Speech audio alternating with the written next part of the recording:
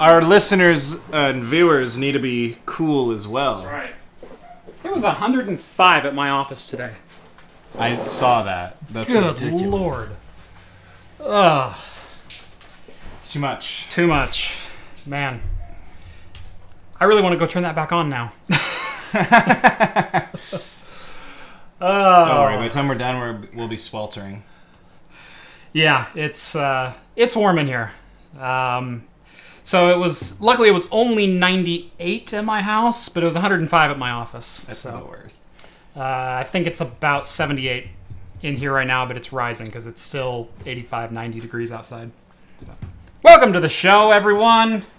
Talking Heads, episode 42. I'm Jeff. I'm Rhett. How's everyone doing tonight? So, Rhett, what are we drinking tonight? Oh no. Did you not bring beer? I thought you were going to bring beer. You told me that you had beer. You always bring the beer.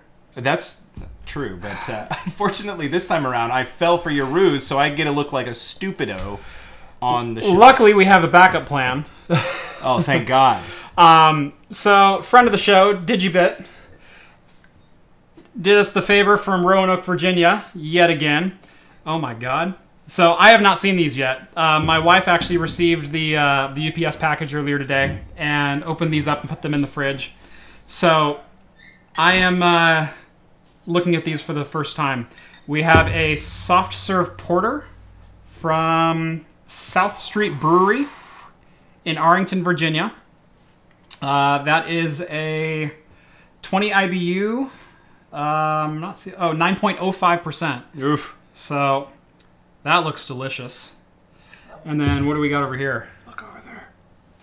Yeah, let me. And over here, we have a Cuvée Peach From the Hardwood Barrel Hardywood. series? Hardywood Barrel? White wine barrel-aged peach triple ale. Ooh. 9% alcohol, 25 IBUs. Brewed and bottled in Richmond, Virginia. This beautiful, beautiful label. These are good looking bottles, I gotta say. Hardywood And, Cuvée is artfully blended by our barrel master from small batches of peach triple aged in white wine barrels at varying levels of maturation, from 3 months to more than a year. Nice. And yeah, the soft serve beer tuned up like a NASCAR pit stop, fresh cocoa nibs, vanilla from the bean pod. Are the flavors big? Does it taste good? Yeah. Lean back, right hand on the goblet, cream on the inside, chocolate and bean on the outside. Dude, Curtis, you are the man. What do you want to start with, Rhett? I will give you the option. Honestly, everybody knows I'm a stout man, You're a so stout, I kind of want to roll with the stout. But not that this doesn't look amazing. Yeah, it does look amazing. They both look good. John's on the stream. He's saying he wants the Cuvée. Yeah. Cuvée. God, I hope I'm saying that right. It's not often I get to look like an idiot on your channel, Jeff. Oh, it's every week. Well, at least once a month. I was going to say, once a month. Once a month. That's the trick. All right. So, South Street Brewing in Arlington, Virginia. Now, I'm sure viewers of live tech shows the world over know the dangers of having a cork on a live show. And that is how you do it. Ooh, tough guy over here. You don't... Let me point it at the most delicate areas of my body. That's why I wear a jockstrap at all times. I'm about to say you can have the peach. Gotta get a little head on that. There we go. John wants us to spit it into his mouth. Come on over, buddy. I'll spit it right into your mouth. Spit it anywhere you want it. There we go. Let you do yours. Oh, thank you, sir. Oh, soft serve. Ice cream porter. South Street Brewing? South Street Brewing in Arlington, Virginia. Do they know how to brew beer over there on the East Coast? They do. Actually, Virginia is one of the ones that I'm seeing as one of the more up-and-coming breweries that are out there. Right. Or brewery towns that are out there. I got to admit, when I went to Boston, all I drank was Boston Brewing because, first of all, I love a good Boston lager. Yeah. But also, right there in Boston on the Freedom Trail, they have an exclusive beer that you can only get on places that are near the Freedom Trail, and it's called the Brick Red. Very surprisingly good beer, but you can only get it right there in Boston. Wow. I did drink a cold Sam Adams across from cold Sam Adams. Well, we of course have a Great Notion Brewing in Portland, which is kind of the same way. They can and bottle and sell it on tap, but they only sell it at the brewery, and it's some of the best beer in Oregon, country, world, whatever. It is rated the #1 IPA. One of their IPAs is the #1. So, yeah. But that's because we know how to make IPAs. That's exactly right. So, hey, nice. Bryce likes my shirt. Thank you. I wore it just for you, my friend. That's right. All right. I should probably take a drink of this. Dude, it's really good. It smells delicious. And it's smooth.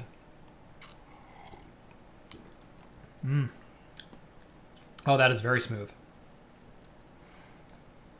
Getting quite a bit of the vanilla on the back side of it. Not quite as chocolatey as I would expect, but very, very creamy. The creaminess is like what gives me that chocolate note. And some drinks, see this drink, I got all chocolate. The drink before, all vanilla. Maybe it's just mental. Maybe they actually got some magic going on in here, but you can definitely taste both. Yes. Definitely taste both. That's a good beer. Curtis, good choice. Thanks, my man. Excellent choice. Digibit. Give him a shout out in the, that's right. In the chat. Yeah, he's live on chat. Digibit Tech. That's Curtis. He's a longtime friend of the show. He actually sent us a care pack.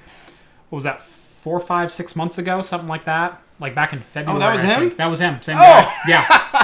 So, oh my gosh, Digibit, I'm so sorry. Yeah. So yeah. I guess we can call you by your actual name. Yep. Yeah. Show you some actual respect. So like I said, longtime fan of the show. Thank you so much, man. I do appreciate it.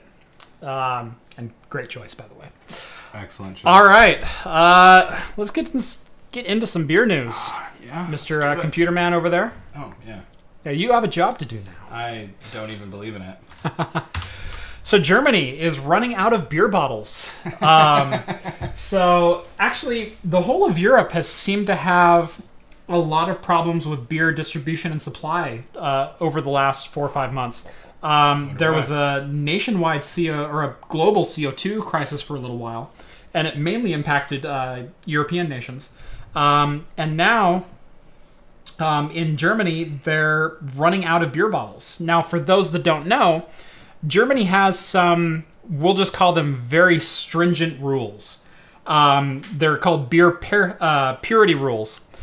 And they're laws, and they've been enforced in the country for over 500 years. They're serious about the quality of their beer. The way that this system works is you can only sell beer in bottles. They don't drink beer out of cans. Which is kind of a travesty because there's some notes that are really brought out by aluminum, but, you know. A little tin in your beer? I'm not kidding. Yeah. Fat tire from a can, way better than from a bottle. See, that I can agree with. Thank you. Actually, I can. That's exactly about the only one I can name off the top of my head that's better from a can. But yeah. But no, I see where you're coming from there.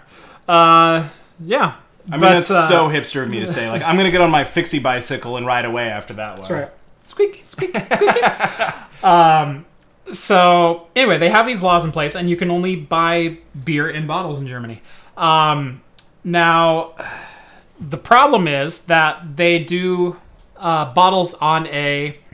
sorry, someone said, the Germans strict? No!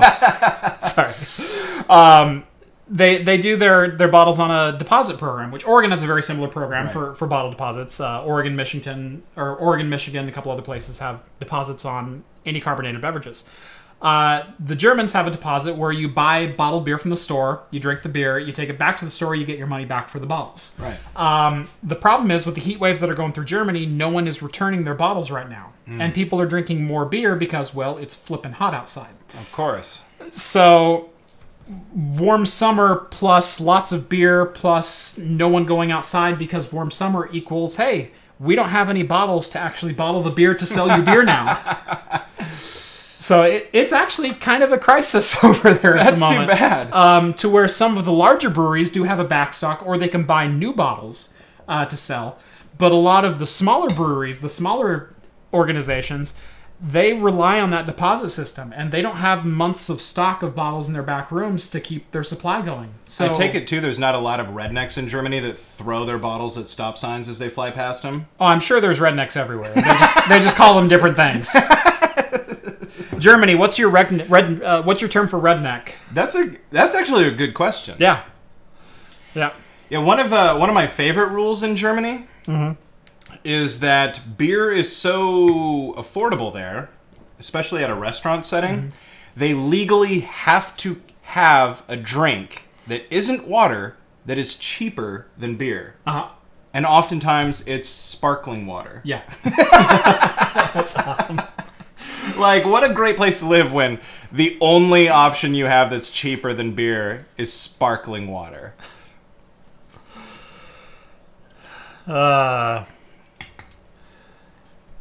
was trying to figure out how to pronounce that in my head. If only the Germans loosened up on their beer like they do with their grammar. Berserkenstein or... Berserkenstein Yeah. Berserkenstein Oh it's like the when I was in Japan, I saw sumo at their world famous sumo hall called the Ryogoku Kokugikan. The Ryogoku Kokugikan. Try saying that one the first time you see it. You're like, never mind, I give up. Yeah, at the sumo place. I'm pretty sure most people there just say the sumo hall. Yeah, sumo hall. All right, what's next? Oregon Brewers Fest 2018 edition, the 31st annual, is happening starting tomorrow. Excellent. So, I'm still undecided if I can go or not. I really want to go, but I am so behind on some projects that have to get done. You know, if it makes you feel any better, me too. I know. John, Steve, I'm trying to figure out a way I can go. I may actually even take the day off work tomorrow to work on some projects so I can go in the evening. But I haven't decided yet. I don't know. I want to go. It's an hour and a half, or it's an hour drive up there. It's an hour drive back. I'd only be getting up there about 6 o'clock. The garden closes at 8. So I'd be driving an hour north to drink for 2 hours, to wait 3 hours to sober up, then drive home for an hour. Not that there's not good beer there, but they did away with the specialty tent. It just makes more sense if you are local. Right. Oregon is inundated with beer fests. Right. And this one used to be much larger and much more diverse. They've tightened down on what's allowed. Breweries can only bring one beer this year, I believe. So you bring one beer and you put it out. That's a kind of an interesting move. Right. But yeah. I believe, John, correct me in chat if I'm wrong, but they also did away with their specialty tent. And, they're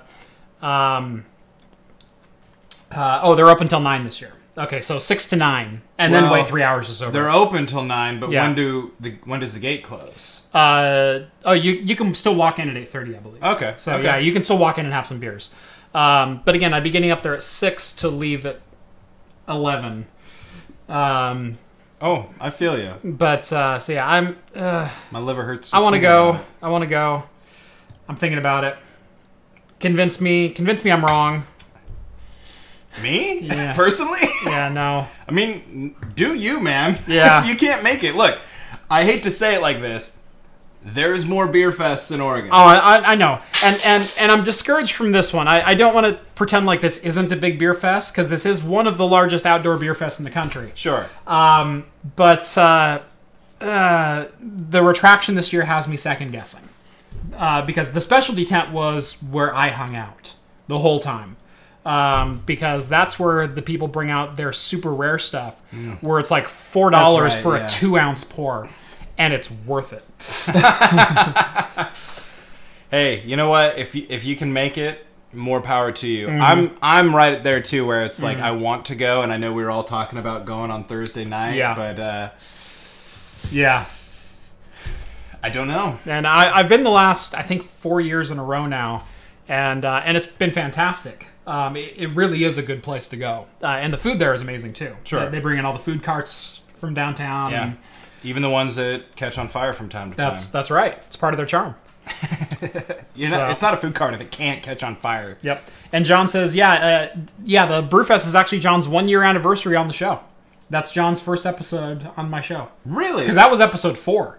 That was my 4th video ever on the channel. Whoa. Was the Brewfest last year. Wait, so does that mean we've already had a 1-year anniversary for July 10th? No. Blew right past me. Right.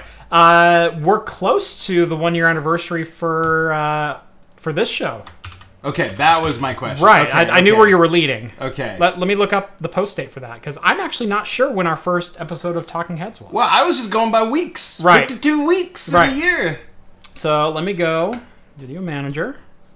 Let me go all the way to the bottom. Dual 3-man show. I have 4 tabs of videos now. I know. Although mine always starts August 8th. August 8th, that's coming up. Yep. Well, this may as well be my 1-year anniversary show, because it won't be for another 4 weeks that I join all of you beautiful people. So that's right. And Rhett was my very first host, co-host, guest host. Yep. So. Very first guest. Yeah, that was a lot of fun. Mm-hmm. Go back and take a look at this, because some of these videos early on are dreadfully low on views. In fact, though, it's gone up, because I was looking maybe 2 weeks ago, and it was at 350 or something. Right, it's at $4.99. So people are catching on that it's been a year now. Go back and watch, because that was a fun episode. I don't care who you are. Look, that's unique in the sense that it's an hour long. Yeah. and we had no idea what we were doing on the show yet. I had no idea what I wanted the show to be yet. But we did it exactly how a podcast would have been done. That was my goal of this show has always been kind of a radio show where it's me having a conversation with the co-host, and we sometimes address the audience and we address comments, but it's loosely aimed towards you. It's more of me hanging out with Rhett and us just talking about things we talk about normally anyway. Or John or Steve. Absolutely true. And as you notice, I actually try to gear the daily conversation towards what they want to talk about. Because I talk about anything. I can talk for hours on almost any subject. So when Steve's on, I'll do more about gaming. When Rhett's on, I'll try to get a couple of software dev things in. When John's on, it's a little bit more hardware. But it's things that make us tick, so the conversation is more interesting. John's trying to pipe in. That's back when he owned a tap room. That's right. It's absolutely true. And it took Jeff a while to get to episode 2. Yeah. The first show was a trial show to go. That's right, yeah. Do I have the chops to talk for an hour on a radio show?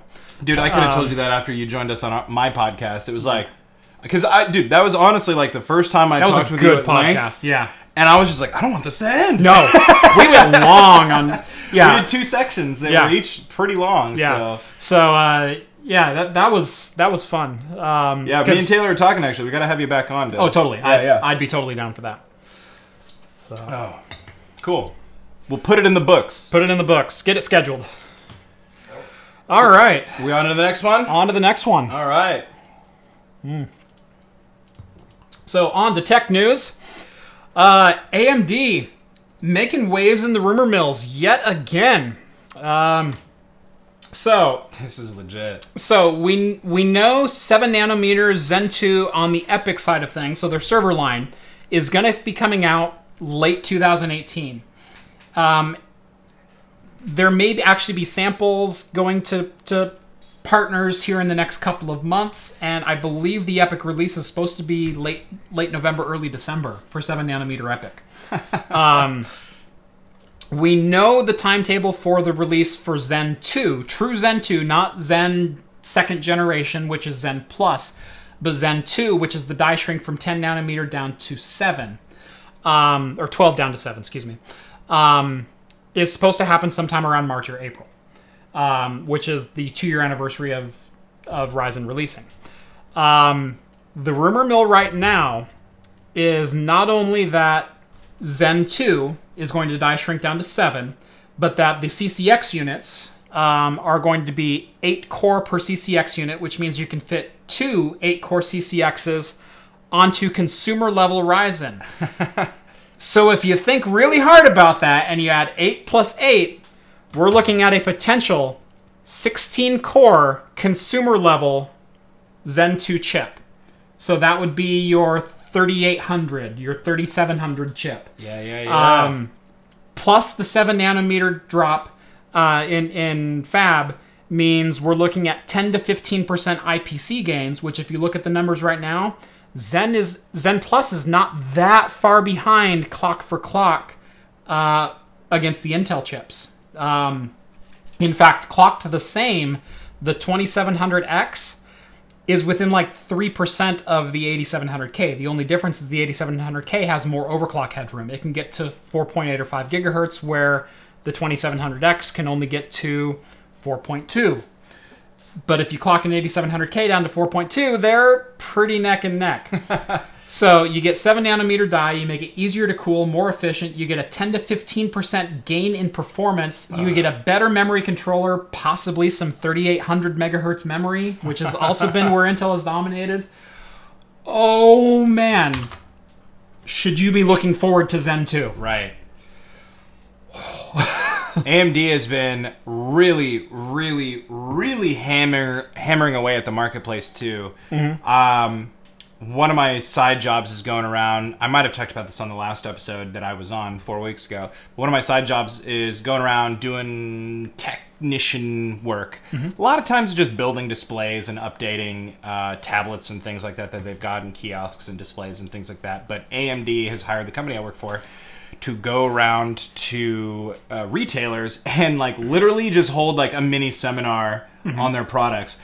And it's like they release a weekly memo. I do this like they have me make the circuit every 2 weeks. So they release a near weekly memo that it's like, here's all the ways we're beating Intel. Tell everyone you know. Yeah. And the list is substantial. Yeah. It's so fun every week going in. And it's like the guys at Best Buy now are just like, they're just like, okay, we're selling AMD. I'm like, there you go. On to the next one. Yep.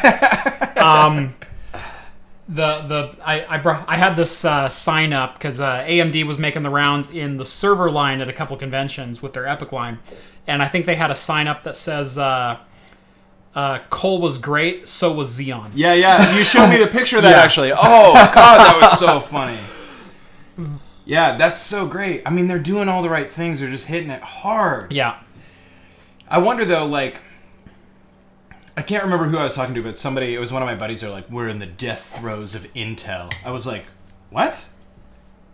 Your guest looks like... Hey, you're welcome. It's not often a comment makes me laugh out loud. And I read it right as I was taking a drink, so... I take it as a total compliment, though. Like... AFO929, your guest looks like a Skyrim NPC. The nation of Skyrim is filled with hardy people. That's right. I don't know if you've seen these biceps today, but what up? Get at me, yo! I used to be an adventurer until took an arrow in the knee. So yeah. Now I got to do this show. It's a common ailment in those days. Absolutely, pretty much everybody I know, actually. Yeah.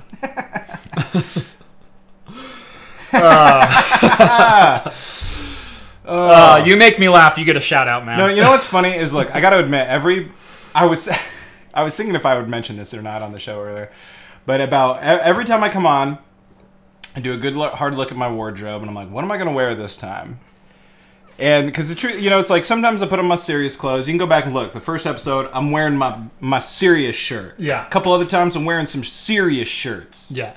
And then as it goes on, I'm like, I should put on some fun clothes. I'm gonna get a little crazy. Like last time I was on, I wore like the candy cane striped shirt. Yeah. You know, I was gonna wear an Aloha shirt because a couple weeks ago, me and Jeff went out, and I complimented his shirt, but I think he took it the wrong way because he's like, "Well, this is what you wear when when you have 2 kids and you're going out to tie one on for the night." I'm like, I have the same shirt. So I own one Hawaiian shirt. I do own a Hawaiian shirt. But, I've got 3. So. Yeah, but so Rhett and I got a night off where it's like I don't have any tech to do. My wife was going on a camping trip with her sister and took the kids with her, and it's like I have 2 days at home with no kids. I'm caught up with my projects at home, at work. what am I going to do on Friday night? Like, I haven't had a nightlife in 6 years. Right. And it's like, dude, I got to do something. And last time Art was on, it's like, what can we go do? And so we're talking like this comedy club that goes, and I said, oh, this show would be cool. When are they playing? Oh, that Friday night. Let's freaking go do that. Yeah. And so got tickets, went out, had a good time, but I wore a Hawaiian shirt, khaki shorts, and sandals. Yeah. I had the dad with 2 kids who gets one night on the town and I'm going to freaking enjoy it outfit. And I nailed it. Yeah. It's just funny. That's exactly what you said, too. And I was like, in my mind, I was like, do you think that was insulting his clothes? Because I was going to wear the same thing. No. Totally. Well, you changed your shirt like 4 times before we left. Well, I did because I'm vain. And every time before I come on, I comb my hair and I straighten out my beard. And So I took my phone out because before the show, Rhett was sitting here with his like flip-out brush going, it's not a flip-out brush. And it's because I wore a hat all day. Okay? My hair was ridiculous. Look, by the way, go back and watch episode 1. Yeah. Rhett was legit fixing his hair when I'm going live. But it was also a joke. Let's not put too much weight into it. It was a joke only because I said something. And then I did that for like the next like 3 or 4 episodes on. And I was like, oh, is my blush okay? Yeah. Like, come on. Look, I'm only vain because my eyeliner is running tonight. Spent all that time crying in 105-degree heat. That's right. Look. Which, by the way, it's already getting warm in here. It is. I'm kind of sweating a little bit. Yeah. See, I do a podcast in my robe weekly. Like, no underwear on, just a robe. So it's like when I go in front of people, I gotta look a little nice, you know? Like, as much as this is all about, you know, Jeff, it's also my face, too. So it's somewhere between 84 and 86 degrees in here. Yeah, it's balmy. It's a little warm. Balmy. A little balmy. I could use a sweater. The table's only warmed up to 80, so... But... Oh, the TV's running at 90. Yeah, go figure. All these lights are... Well, I guess these are LEDs. These are LEDs, so. Yeah. I bought LED lights because my last studio lights ran so freaking hot. And even if the room was like 60, I'm sweating under the lights. Yeah. Honestly, though, too, like, just the sweat, it's lending you more of a glow. Right. So... Yeah, I look good. Yeah, absolutely, man. You rock it. Rocking the Intel. The Octane shirt. Yeah, somebody was saying that I gotta dress how I want while you gotta dress for the money. Yep. That's what they said in chat earlier. It's warm because there's 4 PCs running. There's only 3. There's only 3 right now. Yeah. Running. Josh Shaw. Yeah. Ha, come on. Get it right. Come on. Only 3? 1, 2... Yeah, only 3. 5? Yeah. Nice. Live at 4:30 a.m. Thanks, Mark. Woo-woo! What does that mean? Where are you at? You're somewhere over in Europe? Yep. Probably with a name like Mark Whitfield, probably... Oh. That would, yeah. I was saying UK. I was going to say England. I was going to go UK because there was another guy who complained about me being on at 5, which means it's 5:30 there now, and I believe he's probably... Well, look. Yeah. The UK is 8 hours ahead because they are UTC 0. We are UTC minus 8 right now. Yep. And then we're minus 7 in the winter because that's for some reason we haven't done away with because Ben Franklin. Yeah, what a doofus. Mm-hmm. Ben Franklin, like he knew anything. Just a sex fiend. Just a sex fiend.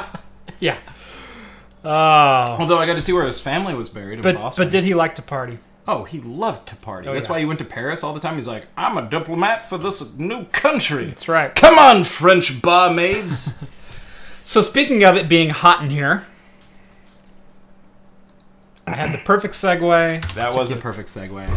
So speaking of it being unfathomably warm, this has been dominating the headlines in every forum for the last 3 days. But I have a different take on it. Oh, let's hear it. So everyone's talked about the MacBook Pro, which released last week. Their i9 6-core being not up to the thermal task of cooling the i9. Right. Which I totally agree with. Sure. And I've had this stance with Apple for probably about the last 4 years. Dating back to the introduction of the Mac Pro cylinder, the trash can. Yeah. If you're going to call something Pro and you're going to market yourself to creative professionals, you don't understand how to service creative professionals. Right. Yes, creative professionals like aesthetics. I like my office to look good. This is my main bread and butter workstation. I want it looking as good as possible, but not at the expense of performance. That is my bottom line. Absolutely. Not at the expense of performance. Absolutely. If you can make something beautiful that also performs, cool. If you start sacrificing performance in sake of beauty, you're going too far, and you are no longer a professional product. Also, if you're not going to support your products at a professional level, you are not a professional product. Right. Linus's debacle with the iMac Pro, which has been repeated by Snazzy Labs with his VESA mount for the iMac Pro. You have numerous reports of people with MacBook Pros having zero support from Apple, having hardware failures, having weird bugs crop up, and getting no support. Yeah. That is unacceptable. It is completely unacceptable. I don't know when the shift happened, but I believe we're starting to see where Steve Jobs was no longer involved in the company. Yeah, I was going to say, like, it's kind of all gone downhill since his death, it seems like. There's, it was okay the first year. Sure. It was kind of shaky the second year with the introduction of the Mac Pro cylinder. It was a little worse after that, a little worse after that, a little worse after that.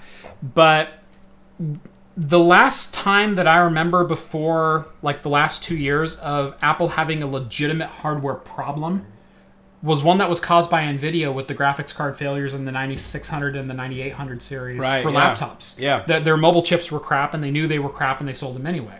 And Apple fully honored that warranty and that return policy, and they were fantastic about it. That was the 2009 generation MacBook Pros that were affected by that. Right. And they handled that beautifully. When the iPhone 4 came out, there was some perceived problem with the iPhone 4 with the antennas, and you're holding it wrong. You know, I'm gripping the side of the phone, and it's not showing the right number of bars. Apple again handled that gracefully. Now, Steve was still a jackass about it when he handled it, but they still handled that the right way, regardless of his attitude towards it. Since that time, though, I've been seeing their customer support levels go down and down, and their Genius bars, I equate them to Best Buys now. From the level of support I got in 2011 to the level of support I receive today. And I've been to Apple stores annually, at least between that time and this time. I have bought Macs brand new from Apple direct or build to order and gone in for service or support or some other thing that I needed. Right. And I've been red carpet rolled out. You make an appointment, you walk in, they're ready 5 minutes early, you talk to someone who's knowledgeable, and you deal with one person, and they walk you through the whole process. Yep. Now I make an appointment, and they're 5 minutes late, and this guy hands me off to that guy because he's not trained in that. The last time I was in... And not only that, you get like some knowledgeable... You used to be able to get knowledgeable reps. Obviously, they help you. Now you're getting people who it's like they know half the story, they know half the game. Right. And because they're in and out in 8 weeks. Right. You know what I mean? The turnover rate is just astonishing. Right. The treatment of their employees has gone down. The training for their employees has gone down. I'm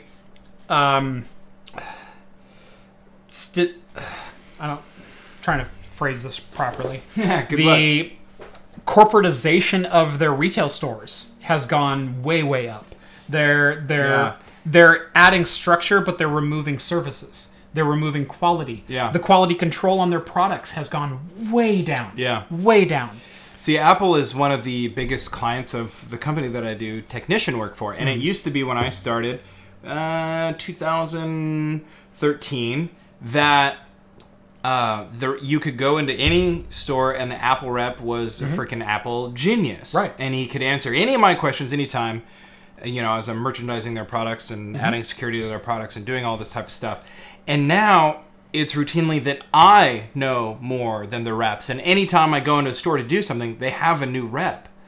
And it's such a pain in the butt to actually get anything done with these guys. And, you know, what's funny is like the only customer support that is worthwhile in terms of Apple is the customer support team specifically for Apple that the company I work for fields.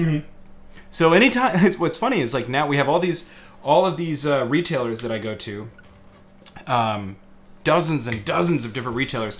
And anytime they start having problems with their Apple stuff, I say, oh, don't call Apple, call our guys. Right. And, you know, our guys are more than happy to field those calls. That's not what they're there for. Right. They're happy to field those calls, but it's like, just call this number. It takes you to our office, and we'll answer your questions. So someone brought up a good question. AF0929, AF0929. It seems like it's easy to blame Steve Jobs. Is it not that they created several new categories of products and now other companies have just caught up? No, that is not what I'm saying. Apple has defined a number of categories that we all take for granted today, and we don't know that this category existed before Apple entered that market. Yeah. Apple created the Ultrabook market. Apple created the all-metal laptop market. Apple created the smartphone market as we know it today. They created the touchscreen smartphone market. I was one of the last holdouts for, no, I'll never give up my Palm Trio. Screw that Apple touchscreen nonsense. I want a physical keyboard. Oh, that's actually kind of nice. I was one of the last holdouts for that. I mean, they basically Apple reinvented the MP3 market too back in the day. Totally. Apple has gone through innovation after innovation after innovation, and when you do that so many times, there's a segment of the crowd who gets used to like mind-blowing features, and they go, oh, what can Apple do next? Yeah. But then they start expecting Apple to bring out the next big thing, and sometimes it doesn't materialize, and sometimes it's just an iteration of the next product, and that's totally okay. Sure. So long as it's an improvement.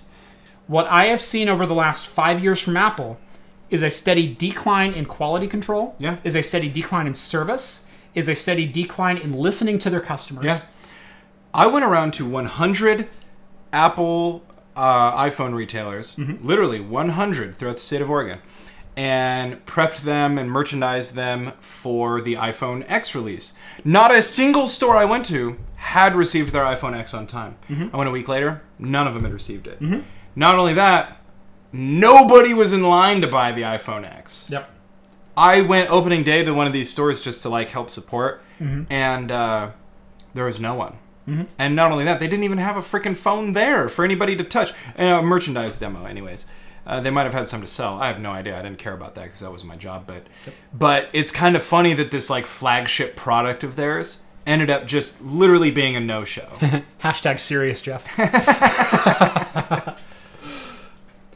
I will say for close to a decade, I was on the Apple bandwagon. I sworn them off. And it's not that I don't prefer their operating system. I still prefer Mac OS X. Right. I still prefer certain software that they have. I still prefer that interface. I prefer the usability of iPhone versus some of the glitches that I've had in even some of the best Android phones. Yeah. Here's the problem is they're trying to innovate, but they're trying to innovate to be flashy, and they're trying to innovate to the common person with me emoji and with, oh, it's this much thinner. Yeah, it's an engineering marvel that can't run Premiere.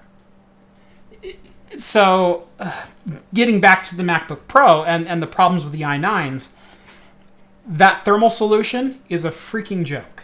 And regardless of any software features, and regardless of how Apple was handling the turbo mode of the i9, which they released a fix yesterday, which supposedly fixed the turbo mode, and by a couple accounts that I've read today, people who have retested it and gotten videos and some articles out, it's fixed the workflow in Premiere.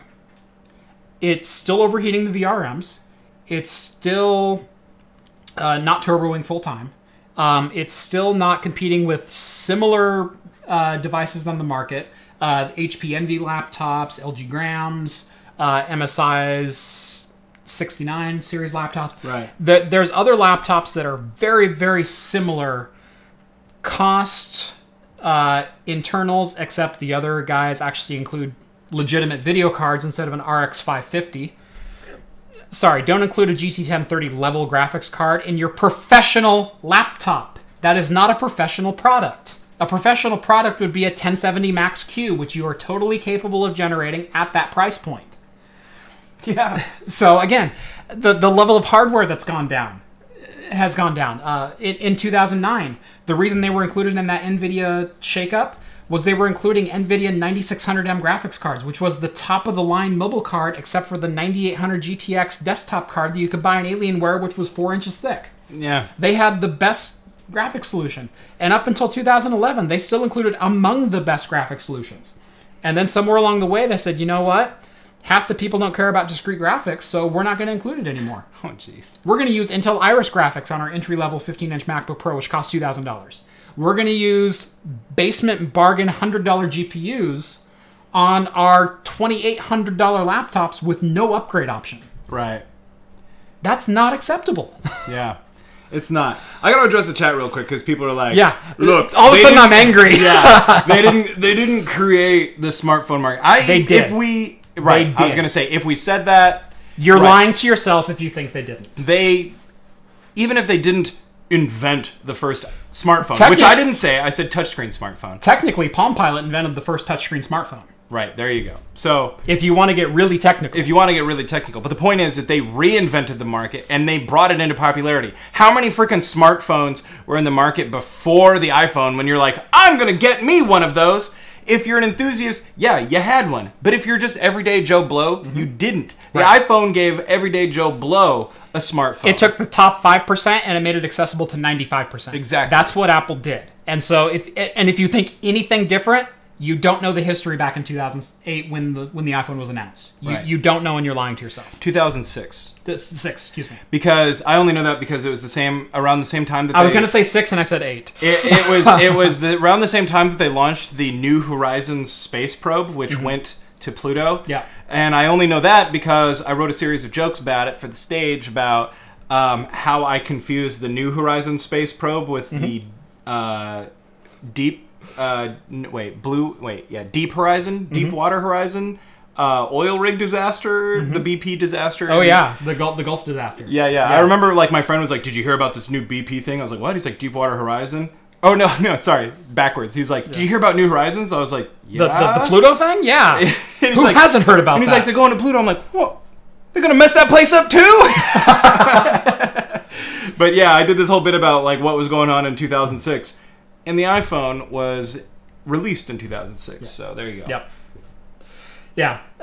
Maybe announced. But like I said, it took the 5% of people who had their BlackBerries and Samsung Blackjacks and HTC 8550s and Palm Trios and Sidekicks, and it said, no, you all have it wrong. This is how it works. This is the interface that works. This is the future of the smartphone. Right. And they went full bore with it, and it worked. And then there's still an ongoing litigation between Apple and Samsung from Samsung copying Apple's original design for the iPhone 1. That litigation is still ongoing 12 years later. Yeah. So wasn't that the like rumor or the fake headline where it was like Samsung pays off Apple in nickels, and it was like trucks and trucks of nickels. Was that the same thing? Maybe not. No, that was. Oh, was it? Yeah. Okay. That was like 5 years ago. That headline dropped. And they loaded up 5 dump trucks of pennies. Yeah, there it is. Yeah. I was like, wait a minute, are there even that many pennies in the world? Not Pluto. Exactly. Yeah. The smartphone also revolutionized Wi-Fi, and I will say the reason Apple doesn't dominate today is because they made their phones to a premium, and they made them a premium product. The cheapest iPhone today, new iPhone, not their old ones that they're continuing to make and selling for lower and lower prices, is I think $699, which is outrageous for an iPhone 8. And then you have the iPhone X, obviously at $1,000. I mean, you can get an iPhone SE, which is the iPhone 6S equivalent, 3 or 4.5-inch screen, for I think $200, maybe $150. You can get the SE now. Ruby, what's up? What is the screen on the left side of your screen? On the left side of my screen. Is he talking about that? He's talking about this. The L-cars? Yep. Well, here you go. So that is a 43-inch LG 43 UK or something like that. I'm forgetting the model number. It's a 43-inch 4K monitor that is color calibrated, 10-bit input. I did a full review of it if you want to go check out a video. Yeah. Just click on Craft Computing right below this video you're watching, and that's right. Scroll through it and find it. That's right. Sad Doggo is sad. No, Sad Doggo wants to go outside for the 10th time in the last hour. Only because it's so hot inside. She loves the heat. It's really, really funny. Well, stop it, Rube. Yep. Anyway, the only reason Apple isn't still dominating the market is because there's smartphones available for $50 for Android. I mean, I bought my Huawei Honor 6 for $120. And it's a serviceable phone. It's not great. Right. But that's not the point. Yeah. Anyway, smartphone also revolutionized Wi-Fi. I don't think the smartphone did. I think the prevalence of smart devices, that is tablets, e-readers, etc. Sure. Because smartphones have their own wireless network. You can get data from them, and the cell phone providers really want you to buy that data. Yep. The flip side is, think back to 10 years ago. How many wireless devices did you have in your house? Okay, and how many did you carry on you at all times? I think I counted in my truck, and at one point I was carrying around like 7 Wi-Fi capable devices. Right. That's my phone, my tablet, my Nook, my laptop, my this, my that, my watch, everything was Wi-Fi capable. And the Wi-Fi, the way it works, is I can talk to one device at a time, and I can send him a packet and receive a packet, and then I can send it out this way. And then I'm going to talk to the next device that needs another packet. And so it's constantly doing the shuffling act of who gets to talk to what. It's not just a raw throughput. It's not just a latency thing. It's literally my radio needs to talk to that one guy at this one time. Yep. And for all the speeds that Wi-Fi advertises, wireless AC, 1.3 gigabit speeds, 50% of that is overhead. You'll get 650. That's your max throughput. And your latency is still pretty terrible compared to wired. So wired's always the way to go. But yeah, the prevalence of multiple devices and the explosion of the number of wireless devices in homes and in businesses and corporations, that's what revolutionized Wi-Fi. And that's why we're seeing 5x5 MIMO devices now, where I can talk to 5 devices at a time. Right. Or putting multiple radios in wireless access points. There's Cisco, there's Unify, and there's Aruba. There's a couple of. They're starting to put multiple radios into access points, so I can talk to 5 devices at a time rather than just one device. Yeah. So now instead of 25 devices, I can serve 150 devices at once. Right. The D here is saying he disagrees that mobile data is so important. Blah blah blah. Mobile data is expensive. We didn't say. I didn't say that mobile data is important. We said that Wi-Fi was not. As much of a feature because they want you to purchase data. Correct. Because it's expensive. Yeah. Right? That's what we were saying. Absolutely. Yeah, it's... I was very resistant to Wi-Fi back in the day. I remember, like, my I've had it since, like, 97. I remember, like, my dad in, like, maybe 2004 was like, I'm thinking about getting a wireless router. I'm like, no! You moron! We better just run Cat5s all throughout the house. The NSA is going to spy on you. We legitimately ran Cat5, like, under the floorboards of our house just to, like, be cool about it. Yeah. Let's pour another beer. Oh, please. Because it's bloody hot in here. I feel great. But only because I'm from Skyrim. Yeah. Somebody earlier said that I hadn't heard about something because they hadn't gotten the Wi-Fi. Skyrim's cold. You're... Well, I'm just hardy. Like, Nords in particular. You look more from Morrowind. Thank you. Yeah. I take that as a huge compliment. No, totally. Thank you. I meant it as a compliment. I love this. Seriously, that shirt is totally more Morrowind than it is Skyrim. Right? Don't I just look like I belong to one of the great houses? Probably Redoran in this one, but not just because of, like, the double entendre of the word red, but also because, like, I don't know, it just looks more like a Redoran shirt, right? Like Oh, no! Quickly! Somebody get help! Ooh. Oh, did we make a mistake opening with the other one? Oh, God. We may have. I will say we probably did because the porter was colder. And as it warms up, that probably would have had a better flavor from the very beginning. Yeah. There we go. So again, this is the Hardywood hardwood barrel series, the Cuvée Peach, I believe is how you say that. 9%, 25 IPU, 1.9 ounces, so we get almost a full couple of glasses out of this. Excellent. I'm going to put a little bit of head on yours since you failed to do that with your porter. Well, I'm just a boss. That's right. I'm trying to get, just trying to get all beer down my gullet faster. But see, the thing with the Nords, Jeff, that you forgot, is that the Nords actually naturally have thicker skin and are therefore just more naturally resistant to elemental damage, and therefore just the elements. Which is why Skyrim belongs to the Nords. Right, exactly. Who else wants it? Except for the Imperials, bunch of douchebags. Yeah. That Emperor Tiber Septim's a douche. Isn't there a project going to connect all the Elder Scroll maps? Yep. Actually, yeah. I've been playing it. There is one, a Morrowind mod, actually. It's called Tamriel Rebuilt. Ooh. He's the Preston Garvey of Skyrim. Whatever. Another house needs your help. Look, guys, I love Elder Scrolls, and if you guys want, I have a podcast. It's very intermittent. It doesn't have a regular release. It is called A Game at Dinner. Yes, it's named after the famous Elder Scrolls book, in which you can level up your alchemy skill. And we talk about Elder Scrolls lore, specifically Morrowind. I forgot you did that as well. Yeah. It's one of our more successful podcasts with literally 10,000 downloads for a podcast that has no scheduled release date. That's not too shabby. We had a guy create an epic, awesome surf rock intro that is the Morrowind theme. What is that? Nerevar Rising. That's what the Morrowind theme is called. It's a da-da-da. Or wait. Never mind. I can't remember off the top of my head because I suck. Regan98 says, is that a MacBook in front of the guy in the red shirt? Forgive me, I don't know your name. His name's Rhett. And no, that's not a MacBook. That's a Dell Inspiron 13, excuse me.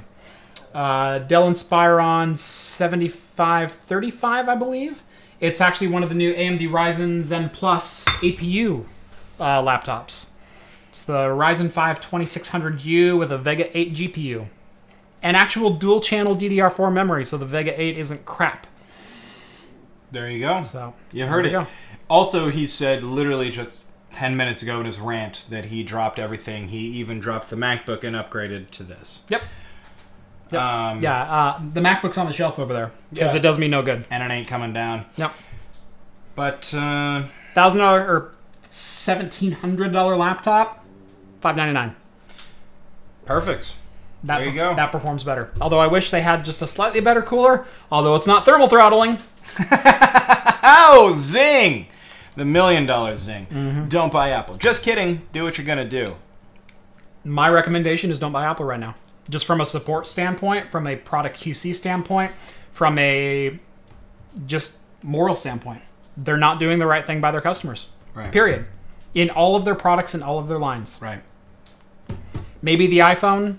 There's an argument to be made for the iPhone, but that's the only argument I think I have right now. Give you $50 for the Mac? No, I'm going to hold on to it because I still do stuff on Macs occasionally. Plus, it ain't even... No, I'm just kidding. $50 is too much. Never mind. Anyways, Tamriel Rebuilt. That's what it's called. The Morrowind. Or @red is awesome. Someone knows your tag. Thanks, Skull. That's right. Well, he also knows my regular name. Yep. That's my right. birth name. That's right. My born Christian name, if you will. Preston Harvey of Skyrim. I met a guy one time. Yeah, exactly. The Preston Harvey of Skyrim. I met a guy one time, and I was like, hey, what's going on? And I was wearing a shirt. And it was a cross-country shirt, and on the back of it said Tomahawk on it, instead of my name, like a douche. And he goes, Tomahawk, huh? That what they call you? And I said, yeah. He goes, you know what they call me? And I said, what? And he goes, my born Christian name is Mad Jack. That's what he literally said. His name was Mike. I found out years later after calling him Mad Jack for a long time. Okay, Matt Jack. Whatever you say, Matt Jack. Exactly. Yes, sir, Matt Jack. Mr. Matt Jack, sir. And he was like 400 pounds easily, but like not in a like I can't get out of bed weight, like more like I'm gonna lift this tree over your face and like hurt you. Yeah. So yeah, I called him Mad Jack until 5 years later when I realized his name was Mike, and I tried calling him Mike once, and he says, "Or Mad Jack," and I was like, okay. All right. So speaking of not buying a Mac, Yeah. I'm getting better with these segues, man. Amazon actually introduced a finance program for PC enthusiast hardware. This is gaming hardware, graphics cards, motherboards, CPUs, pre-built gaming desktops, VR gear, peripherals, all kinds of stuff. There's a link down in the video description to this article, and inside that article is a link to Amazon's Now system, or monthly payment system. And right now they're introing it for enthusiast PC parts. It'll probably expand into other areas.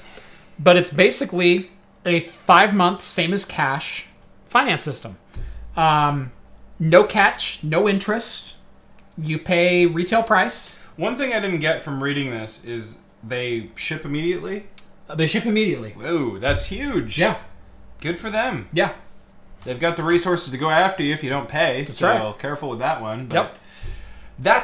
That's huge. How many times were you ever... I mean, look, when I was in high school, I was on Newegg all the time, and it's like, I wish I could finance this. Yeah.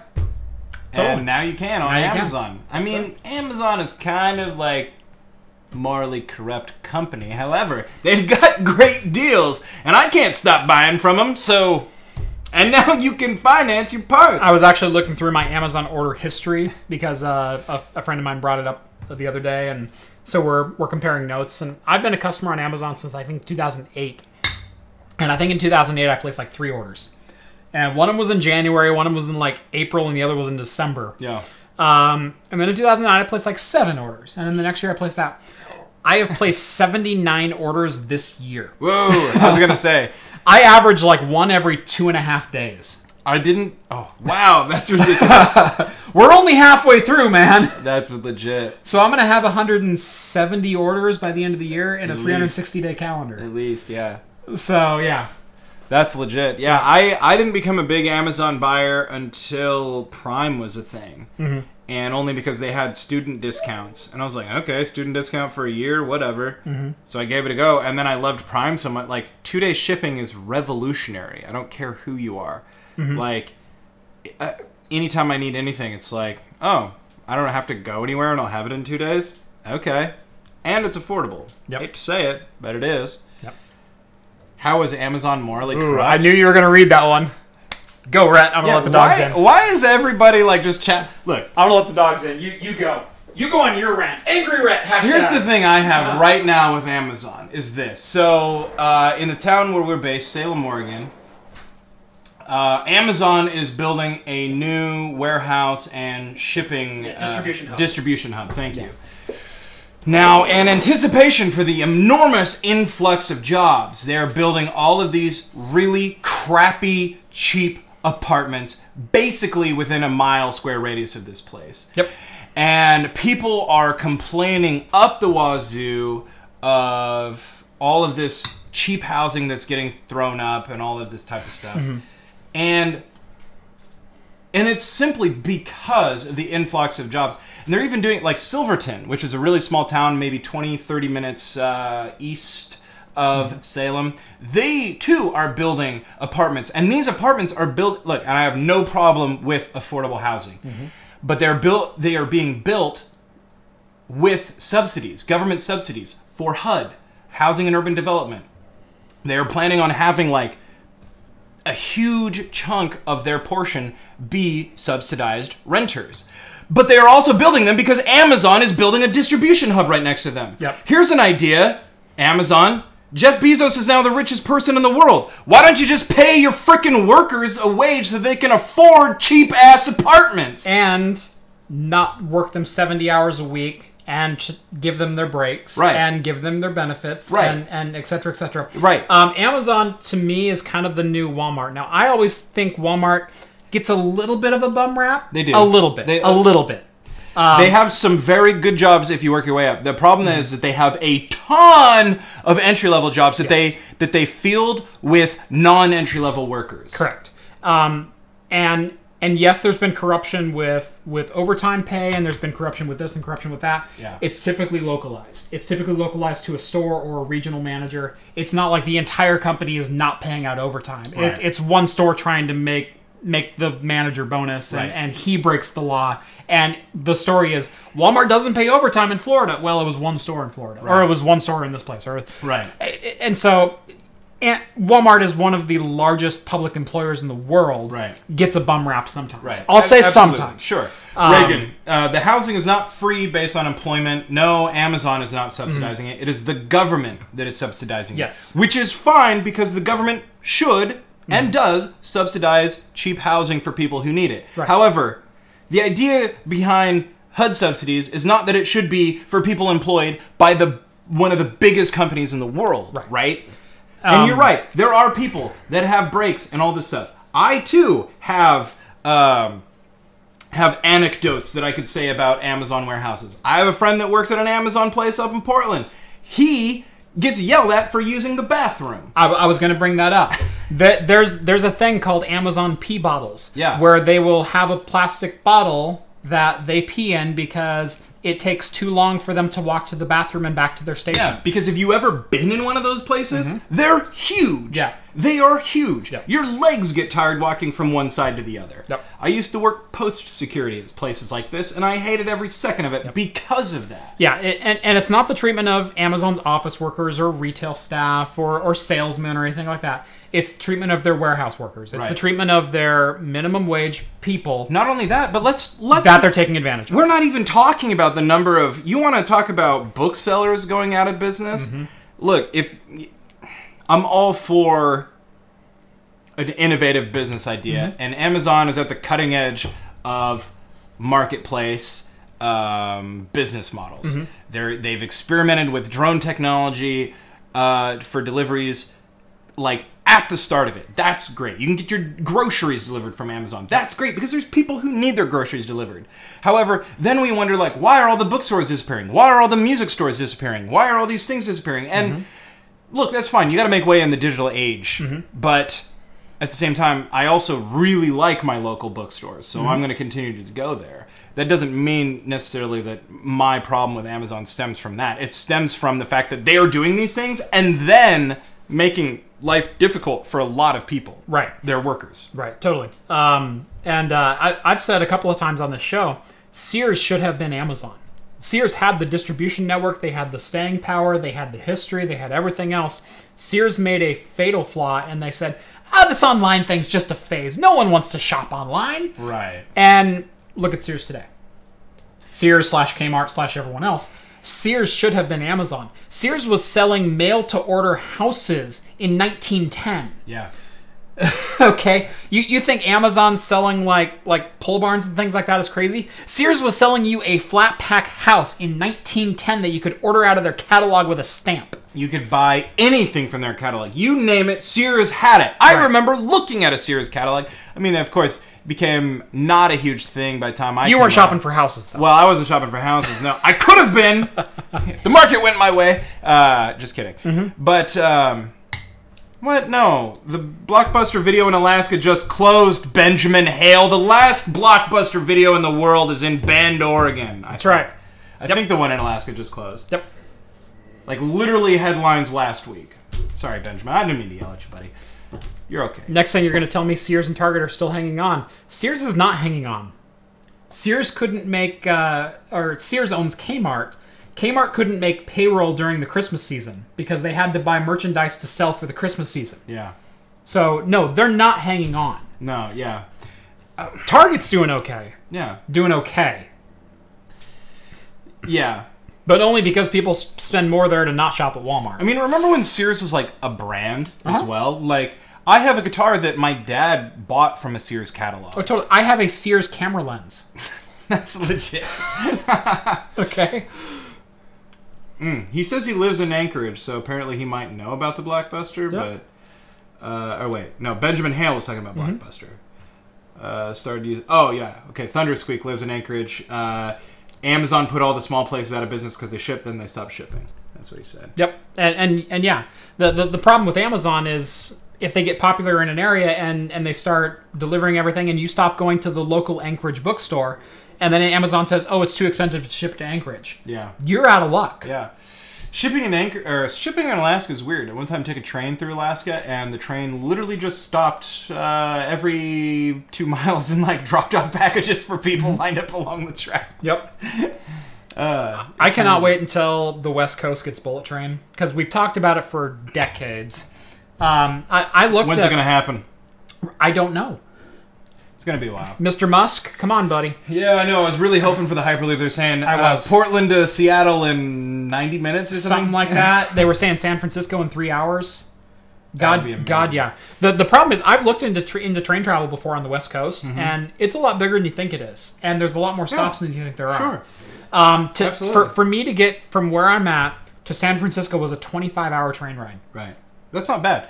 I mean, it's too long, but the problem... Well, you say it's not bad. I've got 2 kids. And I was looking at, we'll just take the train. We'll get on in the morning and we'll get off in the afternoon. No, you're on for a full calendar day. Right. So with kids, that's a problem. I'm thinking getting on for traveling, enjoyment, leisure, and you're just like, totally. I've got 24 hours to kill and just have fun. Totally. Right? You don't have to drive. Read I a can book. sit at the bar. Play my Switch. Yeah, exactly. I looked at going to Vancouver on the Amtrak, and it was like 16 hours, and I was like, I'll just drive. Yeah. And I'll stop at the casino on the way. Right. You know? And I'll still be there in 8. Right, exactly. Yeah, that was my favorite part about being in Japan was the train system. You could take a train anywhere, and we did. We never got into a car. We took a bus several times in some of the smaller places. 3 days PDX to Chicago. 3 days. I was on a plane for 5 hours, and I was in Chicago. Yeah. Yeah. Absolutely.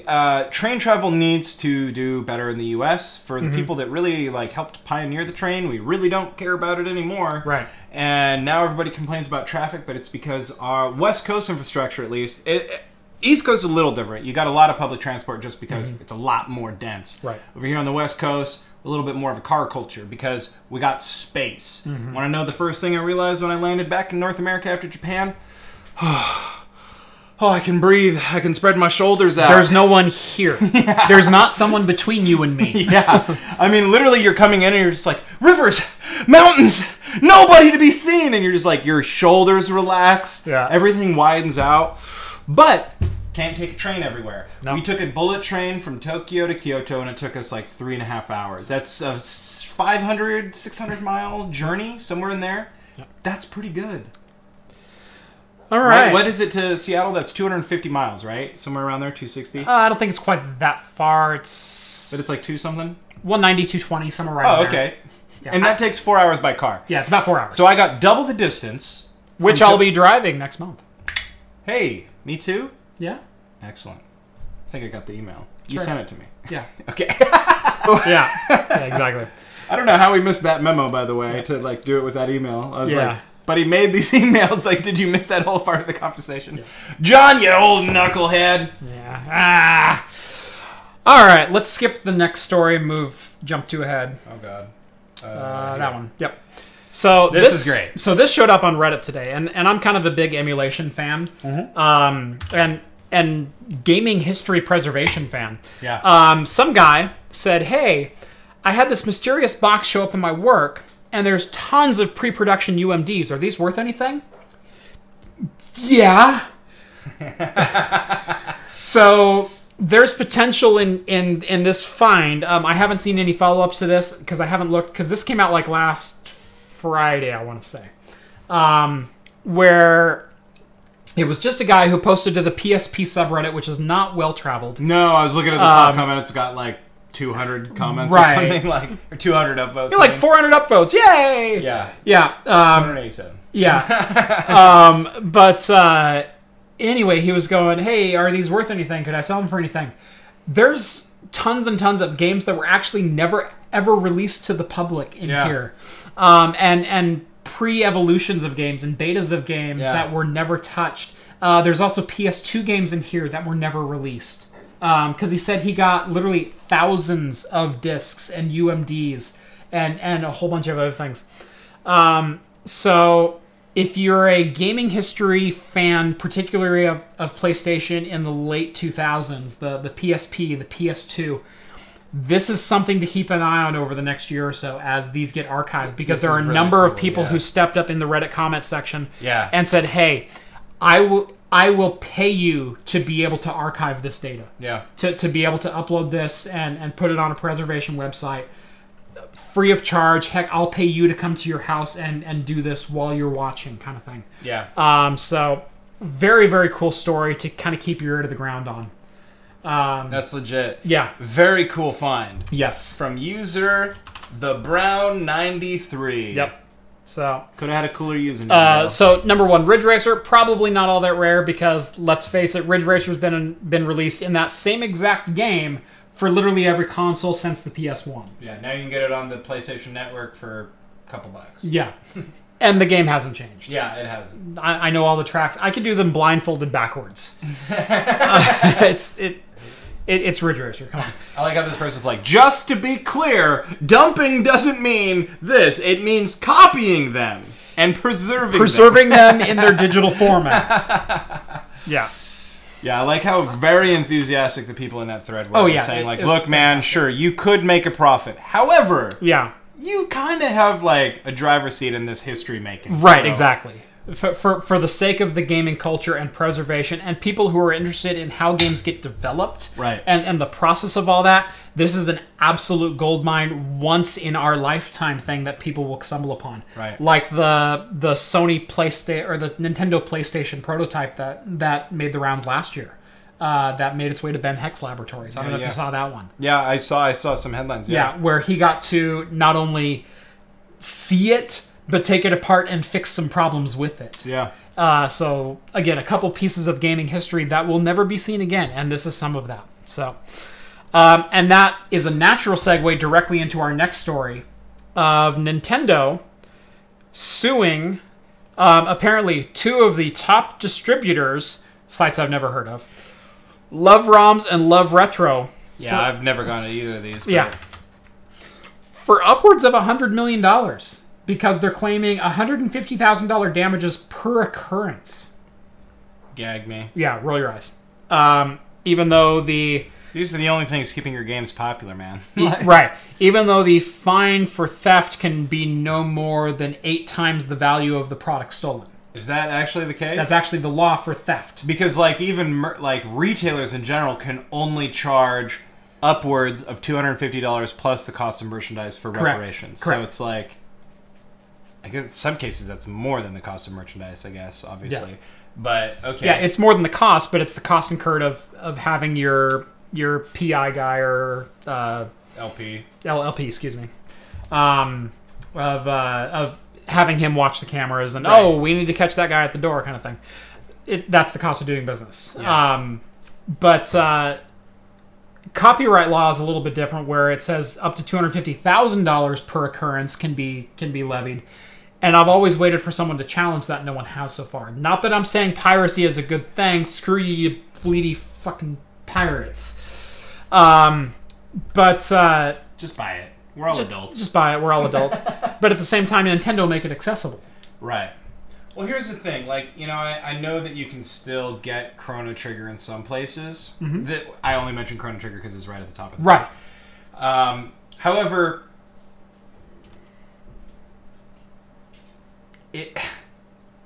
people also don't have those means. Like, you know what I'm saying? Like, not everybody's got your single platform in front of you. Mm-hmm. And the thing is, how many and this is just me personally, how many copies of Chrono Trigger do I have to buy before it's legal for me to emulate it? You know what I mean? Like, exactly. I bought the damn game 5 times. I still have an emulated copy. Yeah. A ROM, rather. Yeah. So, I don't know. I'm always torn on this, and it's just like backing up your music, right? Mm-hmm. Where, yeah, backing up your music and, I guess, selling a copy is what's illegal. Mm-hmm. However, like... Oh, the MPAA would have you say otherwise. They would say, no, you're not allowed to listen to your backup copy because you have the primary copy. You're only allowed to listen to the CD on a CD player. Right. You're only allowed to listen to the MP3 on a certified MP3 player with a DRM on it. Right. You're only allowed to do this with that. Right. However, right, exactly. We all have made backup copies of our music, and none of us have faced the consequences for it unless we grew up in the Napster age, and shame... And then there were only 3. Yeah. Yeah. But it's just wild. Like, this is almost the same exact thing. Right. So, Mark Whitfield, £3. Cheers. Cheers, buddy. Sorry, I didn't have chat up. I didn't see your your donation. Thank you, buddy. Thanks, buddy. Cheers. Yeah, we didn't see that. Yeah. Way back when. I just switched over to the chat, and it's like the top one in my chat window, so I can't see any further back. So, cheers. Cheers, buddy. RIA, excuse me. Yeah, they have hands in each other's pants. NPAA, RIA. I don't care which one it is. Still. Yeah, they're the same. I mean, they almost sound like the same acronym. Right. Yeah, it's the Copy Protection Association for whatever agency we're talking about, whether it's motion picture, film, TV, music, whatever. I don't care who it is. It's all the same lawyers. And why only this? It was only these sites, likely because Nintendo has a history of sending out cease and desist. They've done it to Cool ROMs. They've done it to a number of Portal ROMs. They've done it to a number of different sites.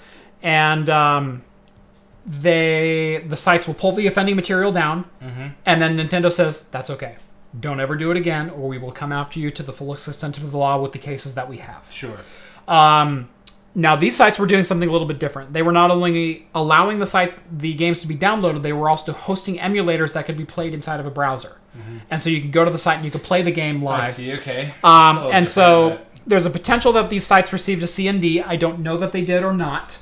I'm not willing to go on record as far as that. But I do know they were hosting live playable versions of those games on That's a little different. That's skirting into some every different ROM territory site I've well. ever been to as well, they have like this disclaimer right at the top that is like, we don't advocate illegal use of our products, which basically means like, don't actually play them or whatever it might be. Right. Or only if you own them or something. I have no idea what it might be, but they're pretty clear in the fact that it's like, you could get in trouble for this. Just be careful. Right.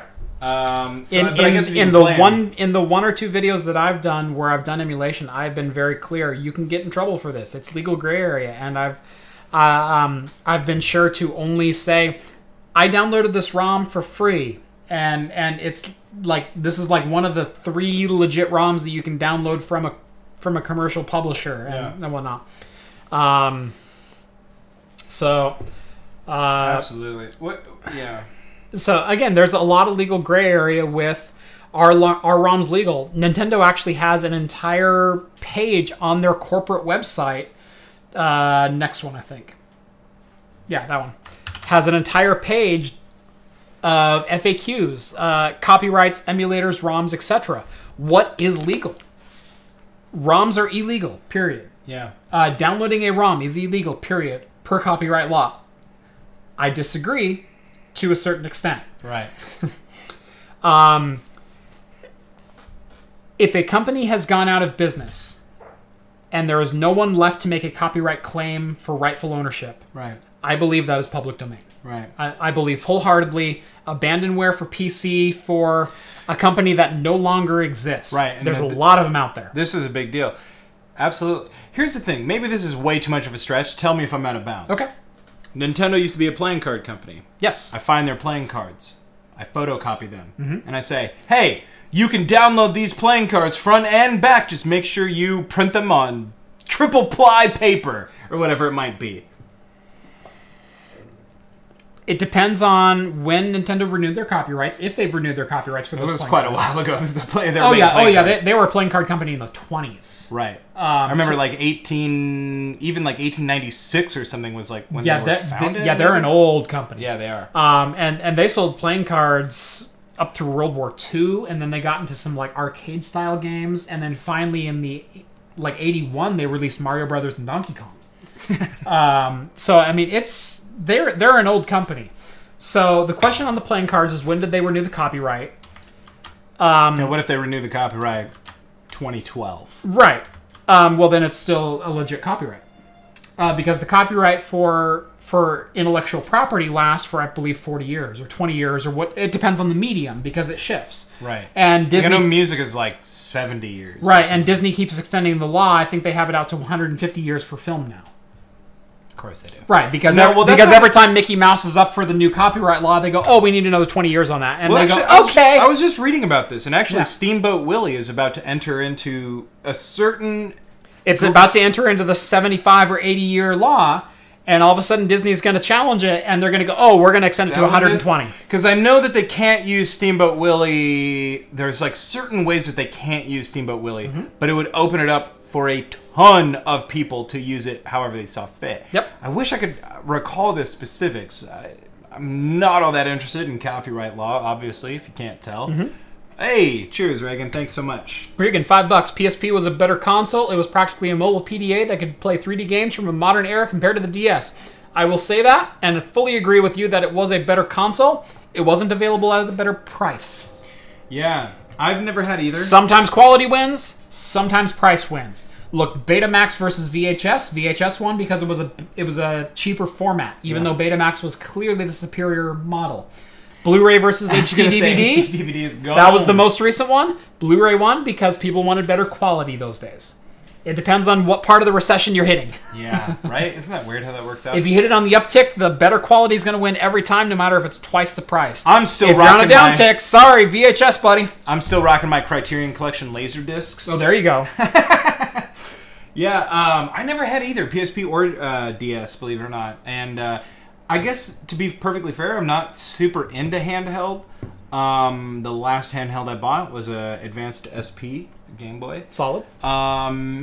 And because it had the games I wanted to play, right? I could get Final Fantasy Tactics Advanced. I could get... I got my Final Fantasy VI Advance on it. As you can see, I'm a big Final Fantasy fan. Also, what was the one by Atlas? Tactics Ogre, which is like Ogre 64. Oh, yeah. Spinoff. Yeah. Really great.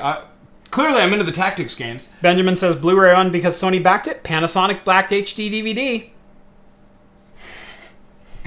Just saying. There were major players on both sides. Microsoft backed HD DVD. You could buy an HD DVD external player for the Xbox 360. Thundersqueak says Blu-ray was backed by the porn industry. That's exactly right. Is that true? That's exactly right. Hey. Porn really defines a lot of things. Today I learned... Porn is going to define the mobile VR space. Oh, absolutely. You know what I learned is that most major companies in the world, their biggest moneymakers actually porn. Even GE has a company, a child company, a company that they Subsidiary. own. Subsidiary. Thank you so much. Don't say child company and porn in the same sentence. I know. I was thinking the same thing. That's a bad road to go down. We're getting into trouble. Anyways, I was trying to think of a Skyrim reference there. I couldn't think of one. Yeah, like GE, for example, that one of their subsidiaries makes porn, and it's one of GE's biggest moneymakers, more than refrigerators or whatever the hell. Yep. And that's the same can be said for almost any major company in any major industry. I think like there's some major car player that owns a company that makes porn. And why wouldn't you, though? If you're playing that... I think Nestle owns a company that makes porn, for God's sake. If you are a major player in that... Well, Nestle rapes people all the time, so that's fine. Yeah, the people of Flint, for sure. Just kidding. I'm sure they do. I think they do. They bottle water, like, what, a couple miles away from Flint, and meanwhile, like, Flint still has dirty water. So, hey... But Nestle has clean water. Hey, capitalism! Anyway, that's not the time or place for this conversation. We try to stay away from politics, but there's certain companies that are just scum. Oh, absolutely. And you know, you chose a hell of a time to stay away from politics, Jeff. A hell of a time, my friend. Me and Taylor do the same thing, and every Monday... I know how to keep my nose clean, buddy. Every Monday, me and Taylor are recording Game Devs Quest, and we look at it, we get all the politics out of the way ahead of time, and we go... Okay, let's try Welcome to Game Devs Quest. Hey, can you tell we're angry? Read the headlines. Anyway, on to game news, which is a perfect segue into what we're talking about. Into game news. This is exciting for me, and I know that there was some setbacks, but I love this game. I think I've talked about this on the air before. Yeah, I love this game. This is the reason I bought the PlayStation 4, and people are going to mock me, and I know you will. I love No Man's Sky. The game is great. Hello Games keeps upping the bar with each new update. Look, they're a small...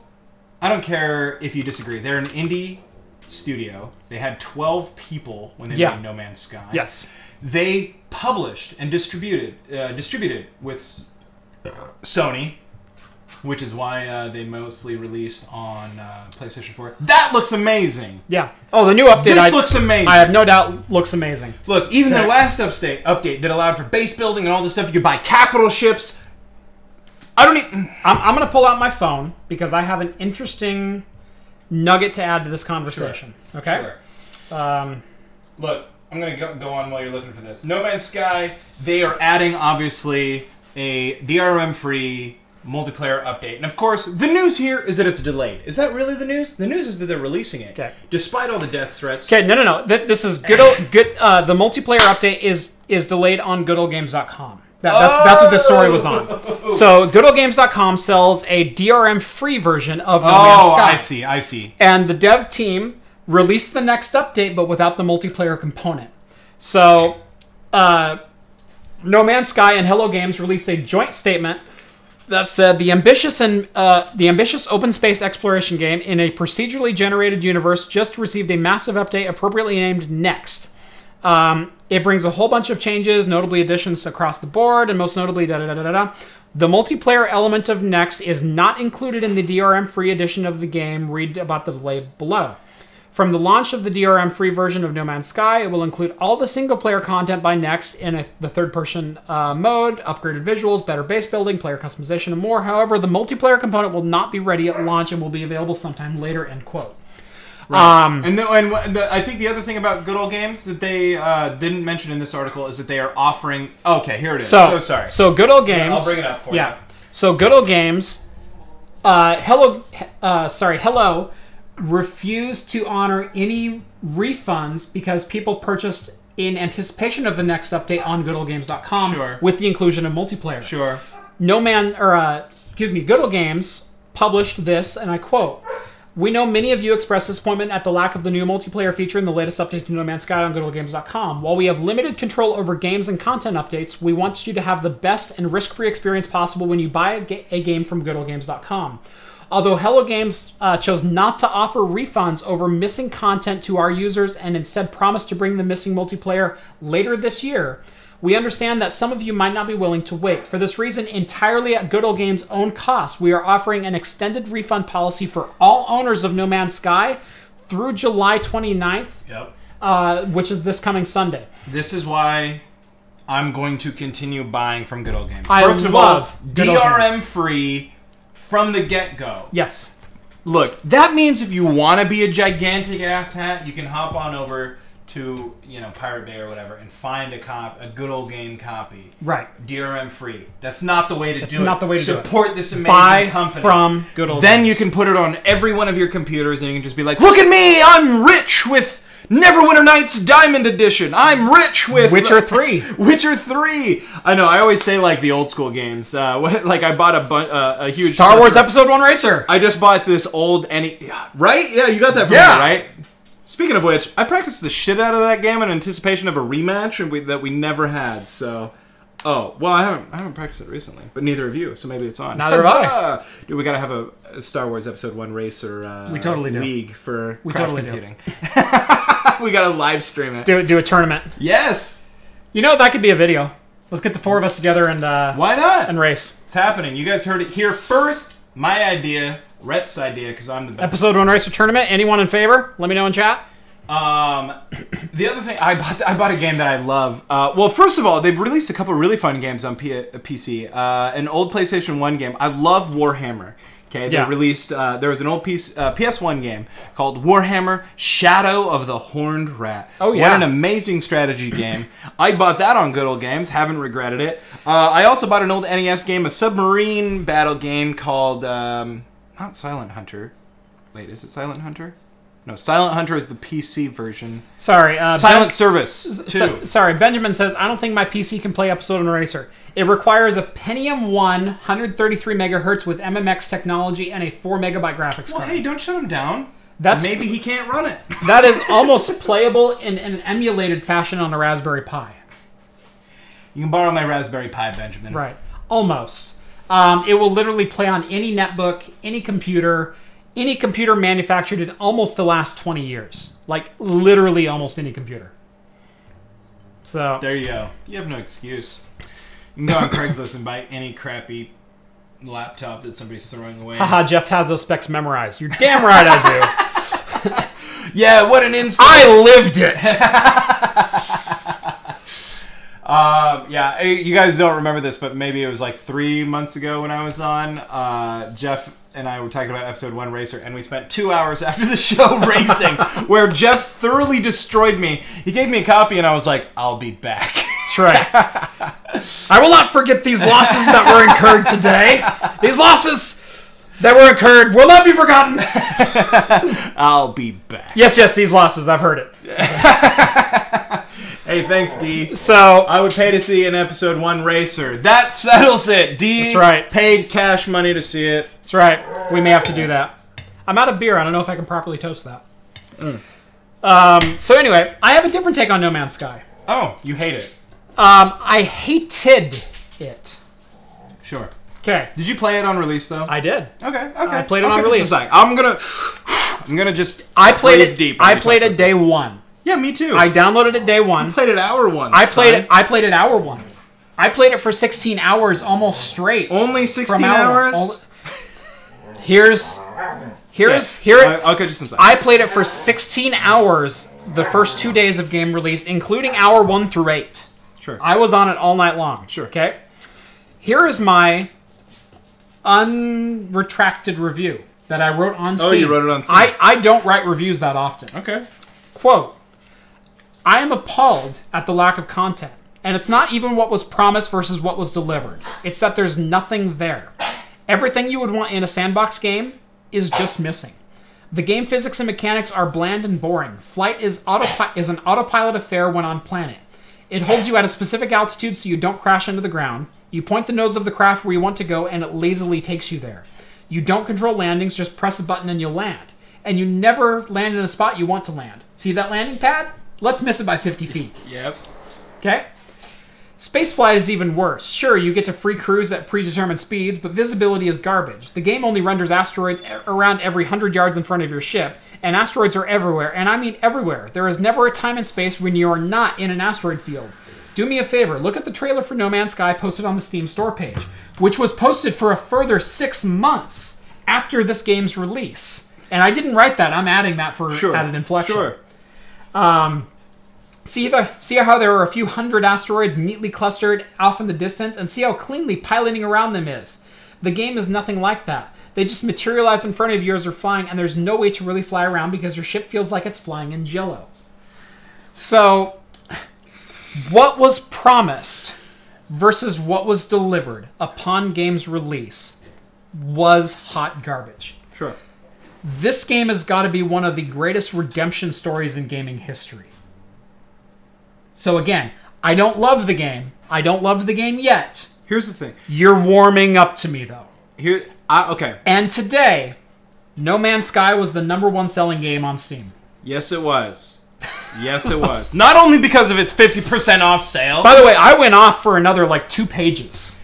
I'm going to have to look up that review and read it thoroughly. Look, here's the thing. I don't disagree with you. I'm used to this. Mm-hmm. I'm used to... Somebody mentioned Black and White. Oh, yeah. Peter Molyneux. I bought the original Xbox based off the Game Informer. I wish I could remember what month and what year, where Fable was the cover story. Yeah. I read that daily. The Xbox magazine with the Fable on the cover? That one? Well, it was Game Informer. Or Game Informer, okay. Game Informer, which became like the GameStop Eric Del Toro. magazine. You already announced that one. Sorry. What? I'll pay to see episode 1. Did you announce that one? I think somebody else said it. That's a new one. It was D or somebody. Scroll up, son. Okay. Yeah, D. So, okay. Yeah, Eric Del Toro wants it. It's happening. We'll do a video on that. That'll totally be a future video. Amen. We'll do a knockout tournament style with the 4 of us. I'm gonna win. Bring it, son. Tell you what, you choose my pod. Game over. I gotta admit, you're really good at that game. But I've warmed up to the PC controls. I bought Black and White 1 for 1 and 2 on PC. I love Black and White 2. Yep. One of my favorite games of all time. The disc looked beautiful. Oh, didn't it though? Yeah, the art on that was fantastic. I bought the CD. Yep. First of all, look, here's the thing. I love Peter Molyneux. I loved Black and White. I even played Populous back in the day. And when Fable came out, the Game Informer. I'll tell you what, Jeff. Next time I'm on, I will bring my copy of that Game Informer magazine that sold me the Xbox, the original Xbox. Yep. I bought it based off of this like 10-page centerfold article about Fable, about how amazing it was going to be, about the online experience. I saved up, dude. I kid you not. I made like $20 a week. Yeah, original Xbox. You were like 14. Actually, yeah. Yeah. Because I was placing myself, and I went, wait a second. Yeah. No, yeah, I was 14 or so. Maybe 13, but I'm pretty sure I was 14. And I know. I'm young. Just adds for that fresh perspective, Jeff. And I bought the Xbox. I don't know why I'm playing with this little washer on my desk and I keep dropping the dang thing. I was going to slap it out of your head. Go away. I saved up $20 a week on a paper route, and I bought the Xbox. I waited like 18 months to 2 years for Fable to come out. I bought it the day it came out. I reserved it. Did I reserve it at GameStop? Or was it called Babbage's back then? Do you remember that? I don't remember Babbage's. You don't? I don't. We had Hollywood Video where I was at. So they were like keeping Blockbuster at bay. So no, not Blockbuster. Okay, there was 2 game stores in Salem Center Mall back in the day. Oh, see, I didn't live in Salem back in the day. Well, you never went to Oh, you were in Springfield. I was in Springfield. I grew up in Eugene, buddy. Okay, so there was 2 game stores in the Salem Center Mall. One was called Babbage's. Which became the first GameStop that I ever saw. Yeah, I don't remember that. And also Electronics Boutique. I remember EB. Okay, EB Games it later became, yeah. So, I think I went to Babbage's at the time. And there was also like Planet X and a couple other stores that later formed, I think it was into GameStop. And then GameStop bought EB Games, etc. Oh, Eric Del Toro says he paid to play in it. He wants to be part of the tournament. Can we make that happen? You have to play on a local LAN, and so we'd have to figure out some kind of VPN dial-in system. I was going to say, can we do like a virtual LAN? I'd have to do some kind of virtual LAN, maybe a Hamachi thing. Hamachi log me in. Yeah. I use that to create my original freelancer server back in the day. We might be able to arrange something. If we can figure this out, Eric, you're in. Eric, I would feel like limiting this to maybe my patrons. Eric Del Toro, tell you what, you give me $1 a month.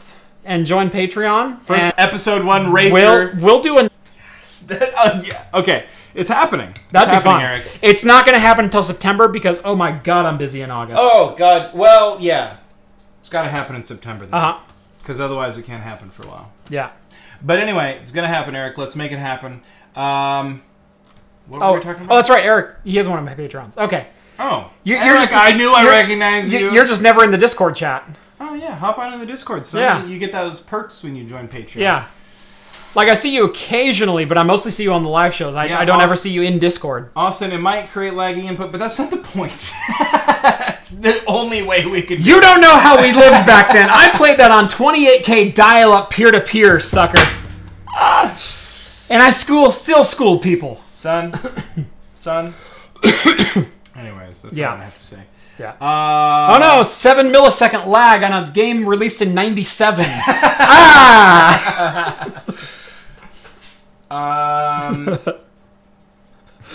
Eric says, "Yes, I am." Okay, you're right. You awesome. are. Let's do it. How the hell did we get here? You guys derailed me. Yeah.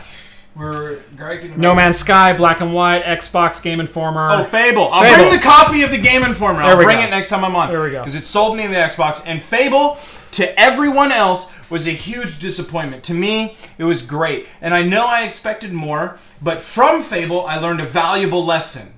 Yeah? You can never believe 100% of what the developers tell you. Exactly so when Hello Games, I can't remember the guy's name, but when he's up on stage, Sean, thank you for that one. When Sean was up on stage and he's saying, look at all of these things, I knew, even at E3, that he was putting together a polished version of these creatures you could find. He put a polished version of the types of planets you could see. I knew that. You know why? Because I'm a freaking video game consumer, and I'm not duped after Fable. And if you were duped by No Man's Sky, you need to reassess the decision-making paradigm in your life. You need to think, oh, I can be duped by a video I saw online. We live in the world of deepfakes, son. And you're gonna be duped about No Man's Sky?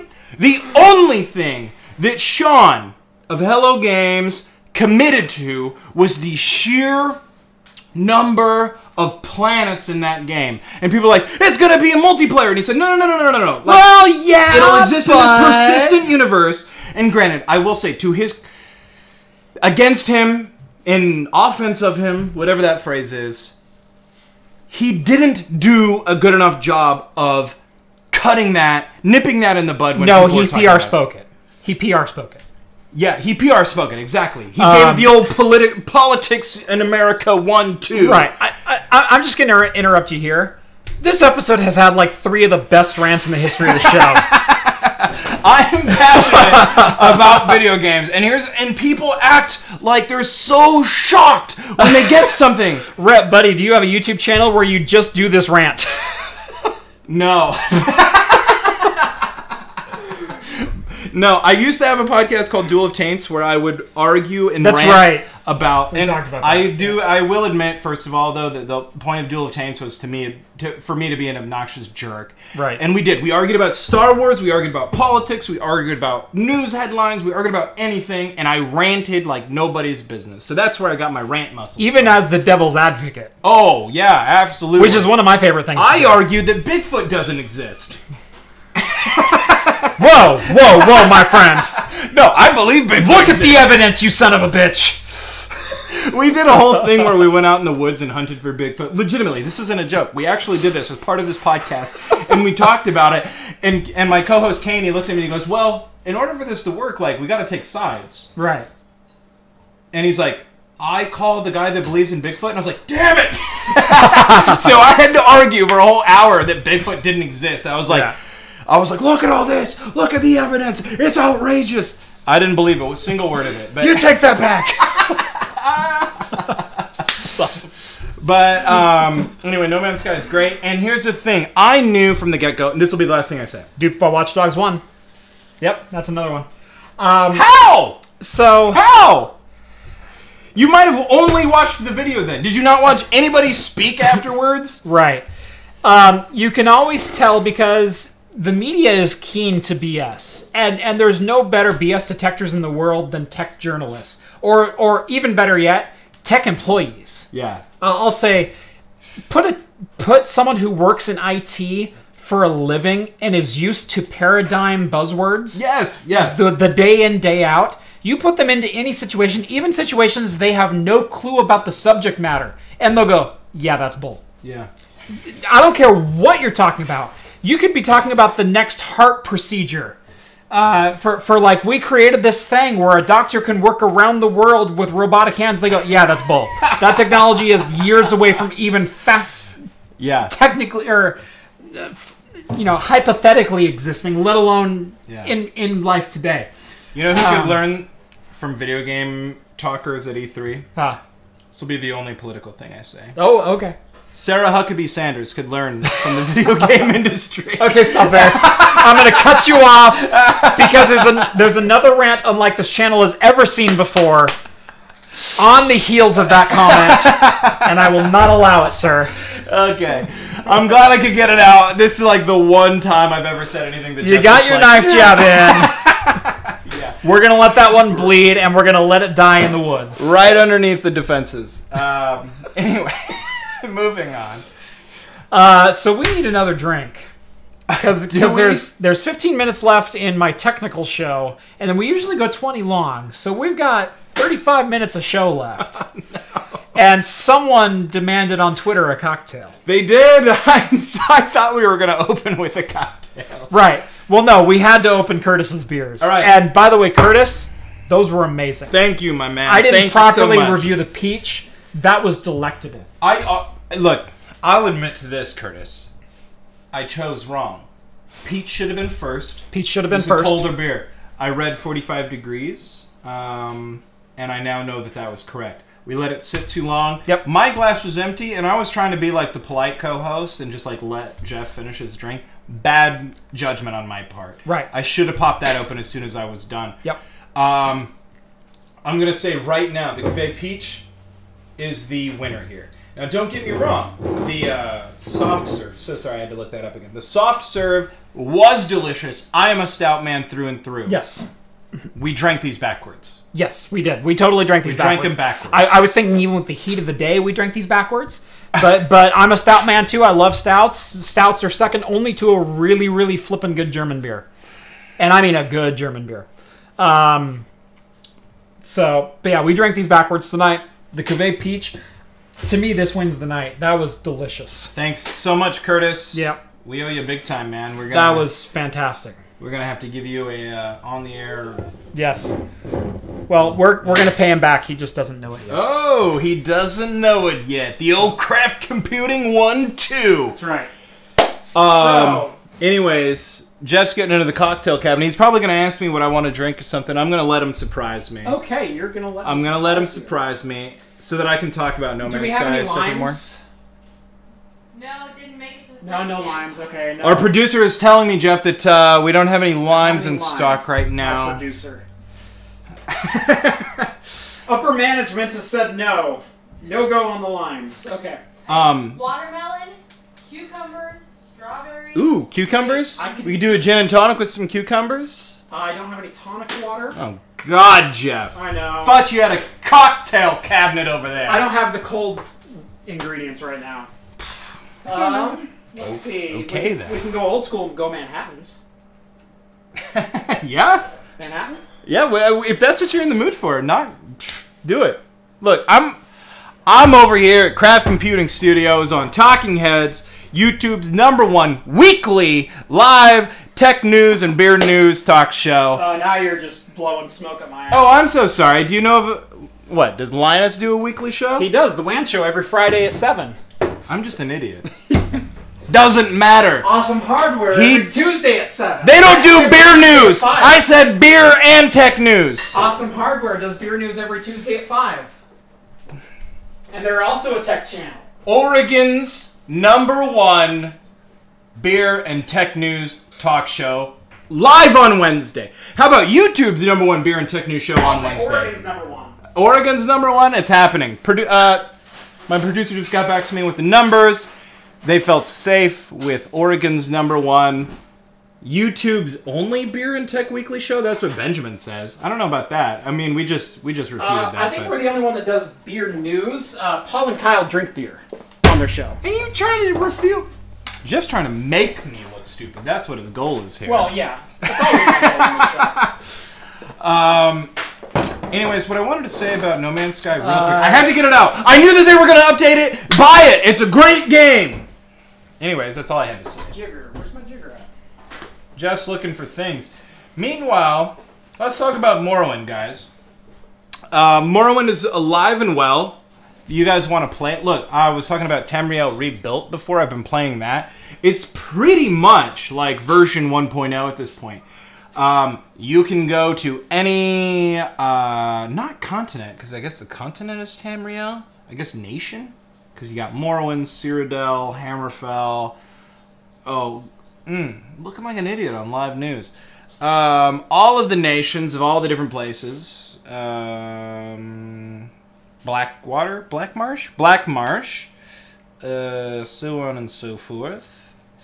And anyway, it's Morrowind, obviously, so we're not dealing with, like, modern generation graphics, right? We're dealing with 2002 graphics. Came out the same year as Gothic 2, one of my other favorite games. I love the Gothic series, except for 3, never played it. Gothic 1, amazing. Gothic 2, pretty amazing.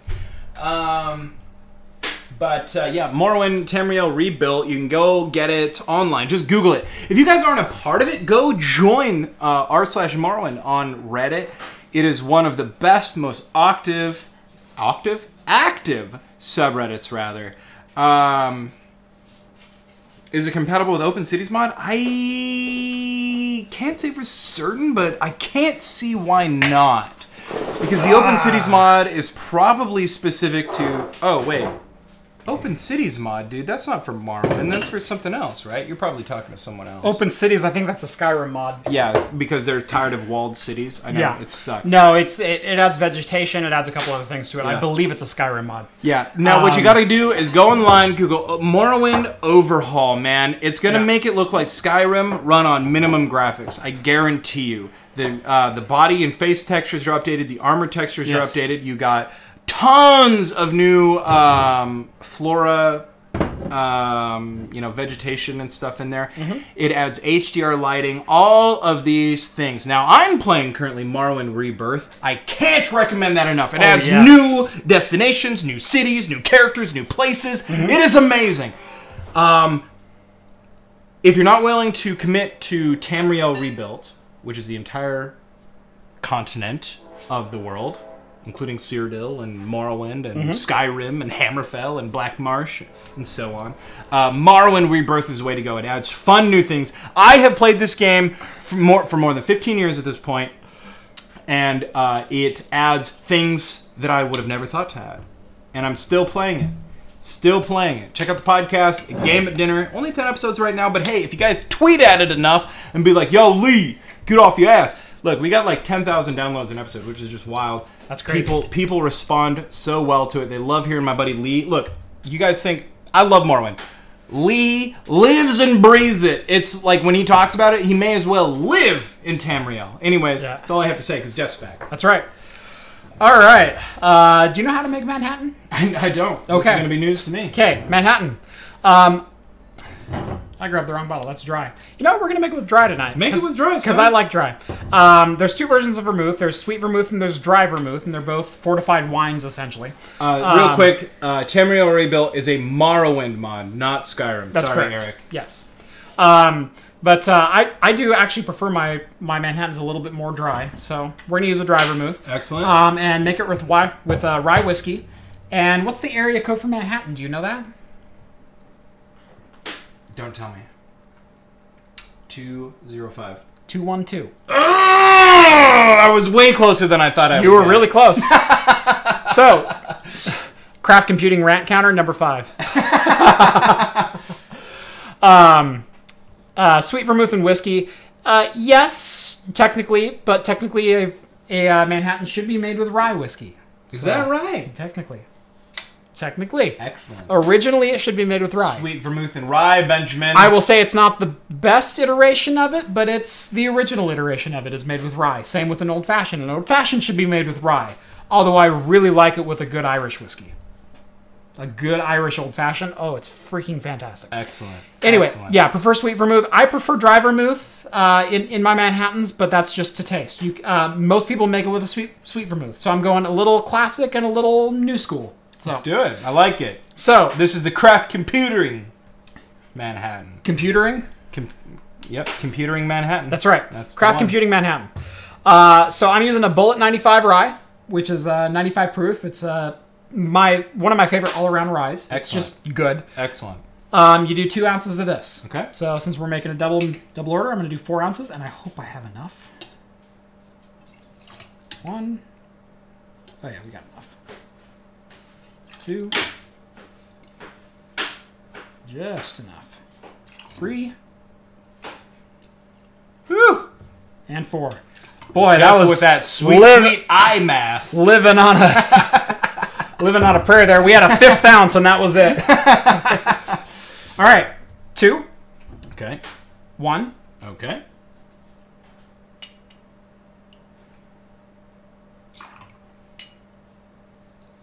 And again, I'm doubling up, so. Yeah. 2. 1. 2. Ooh, yes. So this is Angostura aromatic bitters. You can get multiple different types of bitters. Actually, you know what? I'm going to go special on the bitters. Oh, I'm going to go special. Last minute audible by Jeff. That doesn't happen ever. This is from the Bitter Housewife. Toss that corner in too. Benjamin, some of us got to drive home after this. That's right. Friend. So this is bitters from the Bitter Housewife. These are aromatic bitters. Oh yeah, that's what I'm smelling. A little bit more cinnamon, little more nutmeg, little bit spicier. Excellent. You want that spice, son? Get over here. So the Bitter Wife bitters. 2, 1, 2. So we're going to do 4 dashes of this. 1, 2, 3, and 4. Excellent. Oh, yeah. Stir. Do not shake your Manhattan. And by the way, I've got ice in here, so...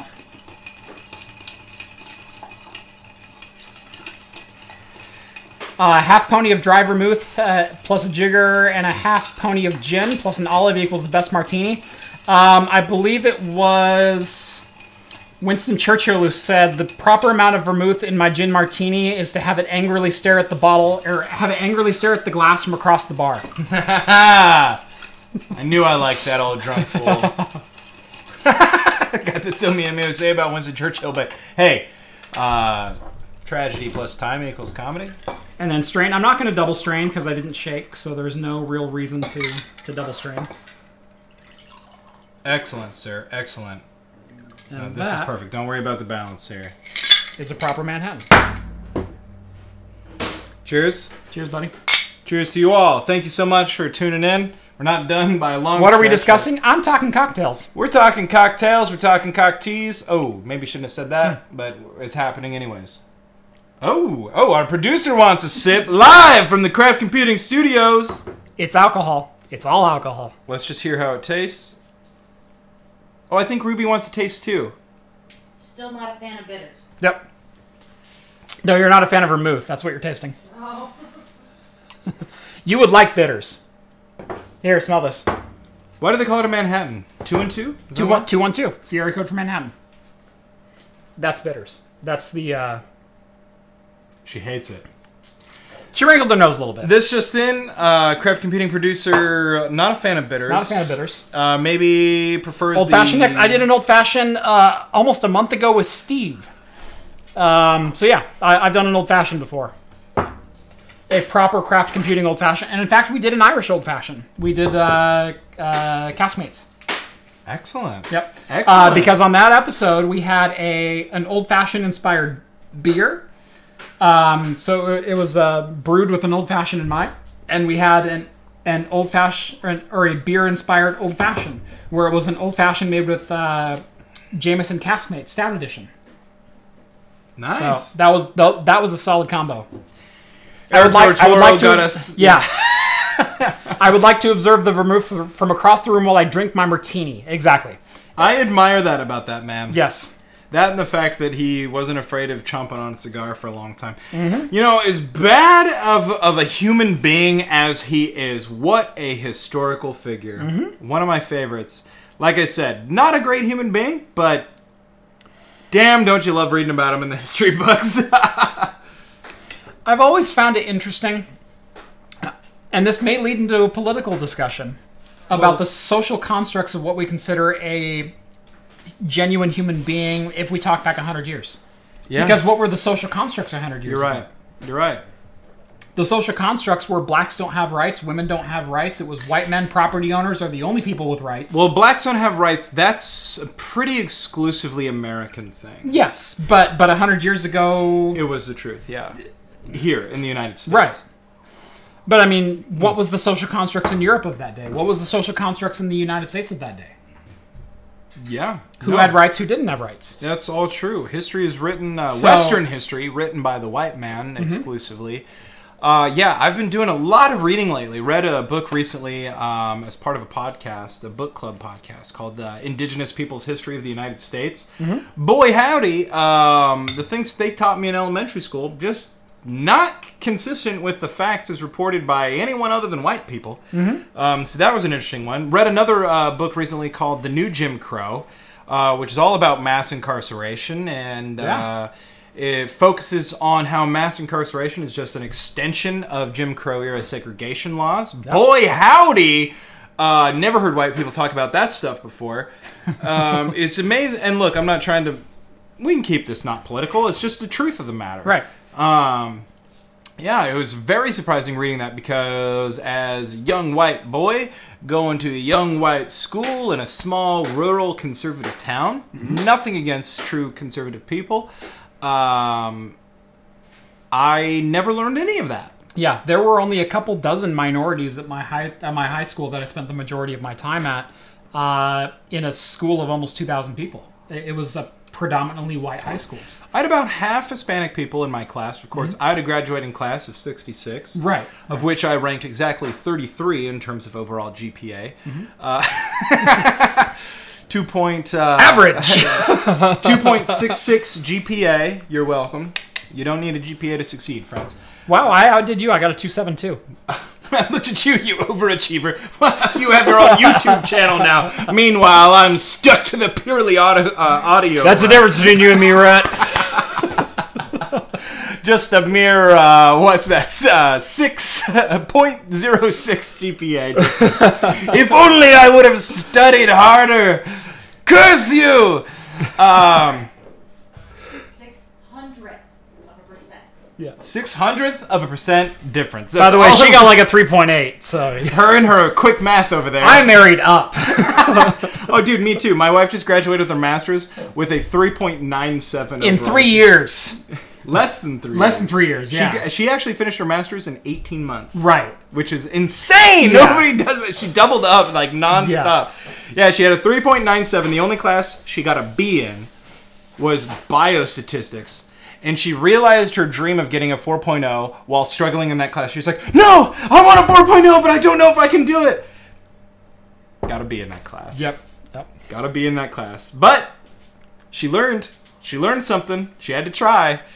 She went out of her comfort zone. That much can be said. 3.97. Can't be more proud. 4.0, she would have divorced me instantly and left me for someone more handsome and more successful. That's right. Now she can weigh her options. Yeah, yeah, absolutely. Oh, God. Star Trek news. Here we go. You were waiting. It's 10 o'clock. It's been 2 hours. I can talk Star Trek now.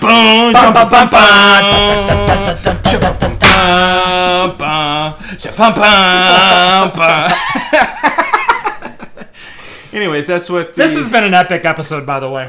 Thank you. It's all because of the shirt. I parked in the Dollar General parking lot down the street, and I was like, do I wear the Aloha shirt or do I wear the Guatemala shirt? And I went with Guatemala, and it was a success. Maybe next time I'll wear the Aloha shirt. That's right. So, Star Trek Bridge Commander for VR, PC, Windows, and PlayStation 4. They announced this a couple of months ago, and it released just the other day. You can now get the DLC for the next generation. You can play on the Enterprise D bridge. Let me propose this to you, listener, and to you, Jeff. What do you think is more popular? TOS or TNG? TNG. Right? Why didn't they open with TNG? Right. This is all. When I read that headline, I was like, no, really? they didn't open with TNG because Star Trek 2009 has more popular appeal today. Does it really, though? It does. It does today. Well, look, Star Trek 09... It's amazing. It's the second best Star Trek movie. Yes. I'm glad you agree with me. The first best being Wrath of Khan. Voyage Home. Shut up. Voyage Home is nowhere near as good as Wrath of Khan. Voyage Home. You're trolling. No, the cinematography is not as good in Wrath of Khan.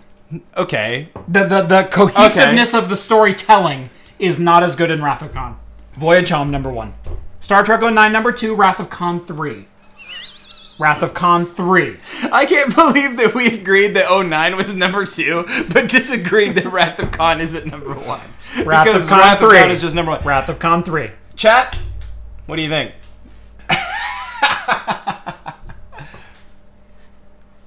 Our producer, Justin, saying that Wrath of Khan is the best Star Trek movie. You've watched Wrath of Khan. Your opinion? I don't remember it. By the way, it's the only one that she watched, and we watched it before going and seeing Into Darkness because I said, oh, this is like the story of Into Darkness, but set in the past. I remember Into Darkness, but I don't We finished watching it, and she goes, that sucked. I liked Into Darkness. No, she finished watching Wrath of Khan. Oh, and thought it sucked. And she goes, that sucked. Compared to Into Darkness? No, we watched it before. Just independently. Independently. Okay. As a new Star Trek fan, that sucked. I'll admit that Star Trek is a diverse lot. We welcome all kinds, wrong or right. Oh, look, I'm on the right side. Interesting. Oh, whoa. Somebody wrote something here. Oh, weird to hear Guatemala. Don't know why that is. Went there for a month. Voyage home. Hot bag of garbage. Thank you, Sapper Crunch. Whoa, whoa, whoa. Depends on the age group. Maybe this is it. I'm older than he is. Right. His point. It's fine for what it is. Professor X is my captain. Absolutely. I don't know why you would call him Professor X. It's more like Picard is my Professor X. That's right. Voyage home. Or as Picard would say, why did you draw me into a comic book? True. Because that's how we got the part. The producers came through and said, here, this is how we envisioned you. And he picked up a comic book from like 1983 or something like that and went, why have you drawn me into a comic book? And it's like, no, check the date. Can we... Oh, I guess I have to play Professor Xavier then, don't I? Yeah, that's what it said. Can we just for a quick second talk about how amazing Logan was for Patrick Stewart's performance alone? Fantastic. We talked about this on the show before. Did we? I love that theater being like, Oscar worthy for sure. Anytime you get to hear Patrick Stewart say the F word, it's golden, and he did it so well. Yeah. Have you heard interviews of Patrick Stewart talking about his portrayal of in Logan? His theory for why he's swearing is Professor Xavier has a very developed mind, has a very upper level mind. He has always been on the upper crust of what is intelligence, what is, thought, what is this, what is that. Sure.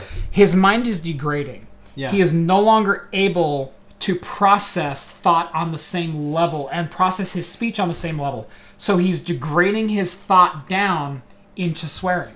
Sure. That's why Xavier swore in Logan. It was a character choice. I believe it. No, Logan through and through. Don't get me wrong. I loved Hugh Jackman's performance. Hugh Jackman is the man. Go watch Les Mis if you disagree. Because the only thing I've seen him in is X-Men or Les Mis, and he just slays it in Les Mis, the modern film version, obviously. Reverend, you have your top two reversed, but other than that, you're spot on. What? DS9's first? Exactly. The Simpsons did. Yeah, 7 through 12. I'll say that. 7 through 12? Shut the hell up! God, you're garbage! You're garbage! 5-year run on television. I'm kidding. First 5 seasons of Supernatural are pretty amazing. First 2 of Firefly were great. Yeah, thanks for that one. I like DS9. I guess TNGO is just, I guess I connected with more. I connected with it. It was good. I remember watching... You're not saying it's bad. So. I'm not saying it's bad. I'm saying DS9 I thought was overall better. I thought it told an overall better story. Do you put Voyager number 3 like Reverend did? Voyager's 3. Over original series. Yeah. And that's probably a generational thing. But again, Star Trek itself has always been a political caricature of what's happening in the U.S. Yeah. It really has been. Yeah. There's a reason that when the original series came out, we want an Asian, we want a Scot, we want a black, we wanted this, we wanted that. We want it to be multicultural. Right. If you think about 1969 when Star Trek was debuting, Oprah credits her success to seeing Uhura on TV for the first time. Totally. And they were saying, look, we're in an age where Martin Luther King is giving a speech on the Lincoln Memorial. We're in a time when Jim Crow laws are being repealed and all of a sudden minorities have the right to vote in the states and we can no longer pass laws that segregate our population. We need a multicultural bridge, and that's what the original series was about. That's my biggest beef with TNG is it's multicultural in the sense that you have aliens and you have all this stuff and you have very strong female leads. And I think Data is very representational, at least when I watch it now, of like people with like DD, developmental disabilities, that type of thing. Like he totally seems like someone with like autism, like, which is cool because it's representational. I do not understand. Although sometimes I watch that show now and I'm just like, that's just a man with face paint. Oh, season 1 is cringeworthy. Season 2 gets a little better. I personally really like Pulaski. We talk about this all the time. It happens anytime TNG comes up. But one of my favorite lines in all of TNG is, Data, will you come here? Data, That is not my name. Right. She goes, well, what's the difference? And Data goes, one is my name. The other is not. Right. My favorite line. I love that. Early episodes of TNG were bad. Go watch Encounter to Farpoint again. Yeah, Encounter to Farpoint. Oh my God, what cringy. What a bad show. However, though, the stuff with Q... How it survived past episode 3 is beyond me. Can I just say, though, like, because I recently took my wife through it, and so, like, season 3, pretty good. It gets good. Then season 4 is a whole season of golden episodes. Name your favorite TNG episodes, and every single one of them, except for The Inner Light, is in season 4. Yeah. There are so many good ones. I think the Drumhead is season 4. Tapestries is season 4. Season 4 end with... season 4 ends with... Season 3 ends with... Season 3 ends with Locutus. Then season 4 opens with Locutus. And then Family, which is like my favorite episode. Oh, yeah. Which is so damn good. Yep. I don't care who you are. Yep. So... Thundersqueak says early episodes of TNG were so bad, and they were. They were garbage. Reverend says same for true for DS9 as well as Voyager for that matter. DS9 didn't get good till season 3. DS9 got really good in season 3, which is why he says 5-year run. Right? But even halfway through season 1, it's watchable. If you remember the Resistance episodes, the 3-part of ousting Kira from the station and whatnot, that was the opening to season 2. Sure. Those were fantastic. That was good, sure. Yeah, and so I mean that it's not like they had like crap. Where Star Trek Next Generation season 1, almost unwatchable for me today. I can start watching season 2 episode 1 and watch from there on forward. Mm-hmm. Season 1 is a marathon to get through. Of TNG. Yeah, honestly, I enjoy it. Whereas it's only like 5 episodes for DS9. And even Voyager episode 1 wasn't that bad. The acting was not bad. Voyager episode 1 is great. It was great. Arguably the best opening episode of any of them. And then season 2 opened with the 37s. Yeah. Opened with, that whole thing. And then season 3, they had the traveling back to the past. Flying over Los Angeles or San Francisco skyline. And that was a great setup as well. And so it's like, it's hard for me to compare TNG to those other two. Because the other two, they had a couple of bad episodes. TNG season 1, the whole season was bad. Like, throw those 16 episodes away. Almost. They had like 1 or 2 good ones. Throw them away, sure. Throw them away in terms of like the overall... But here's the thing. Throw them away as in they're hard to watch because the acting was so overdone and the production value was not that good. You can throw them away. I'll give you that. But I will say I enjoyed them. But I'm the same guy that I love bad stuff. Oh, yeah. I love bad stuff. I love So you watch Babylon 5?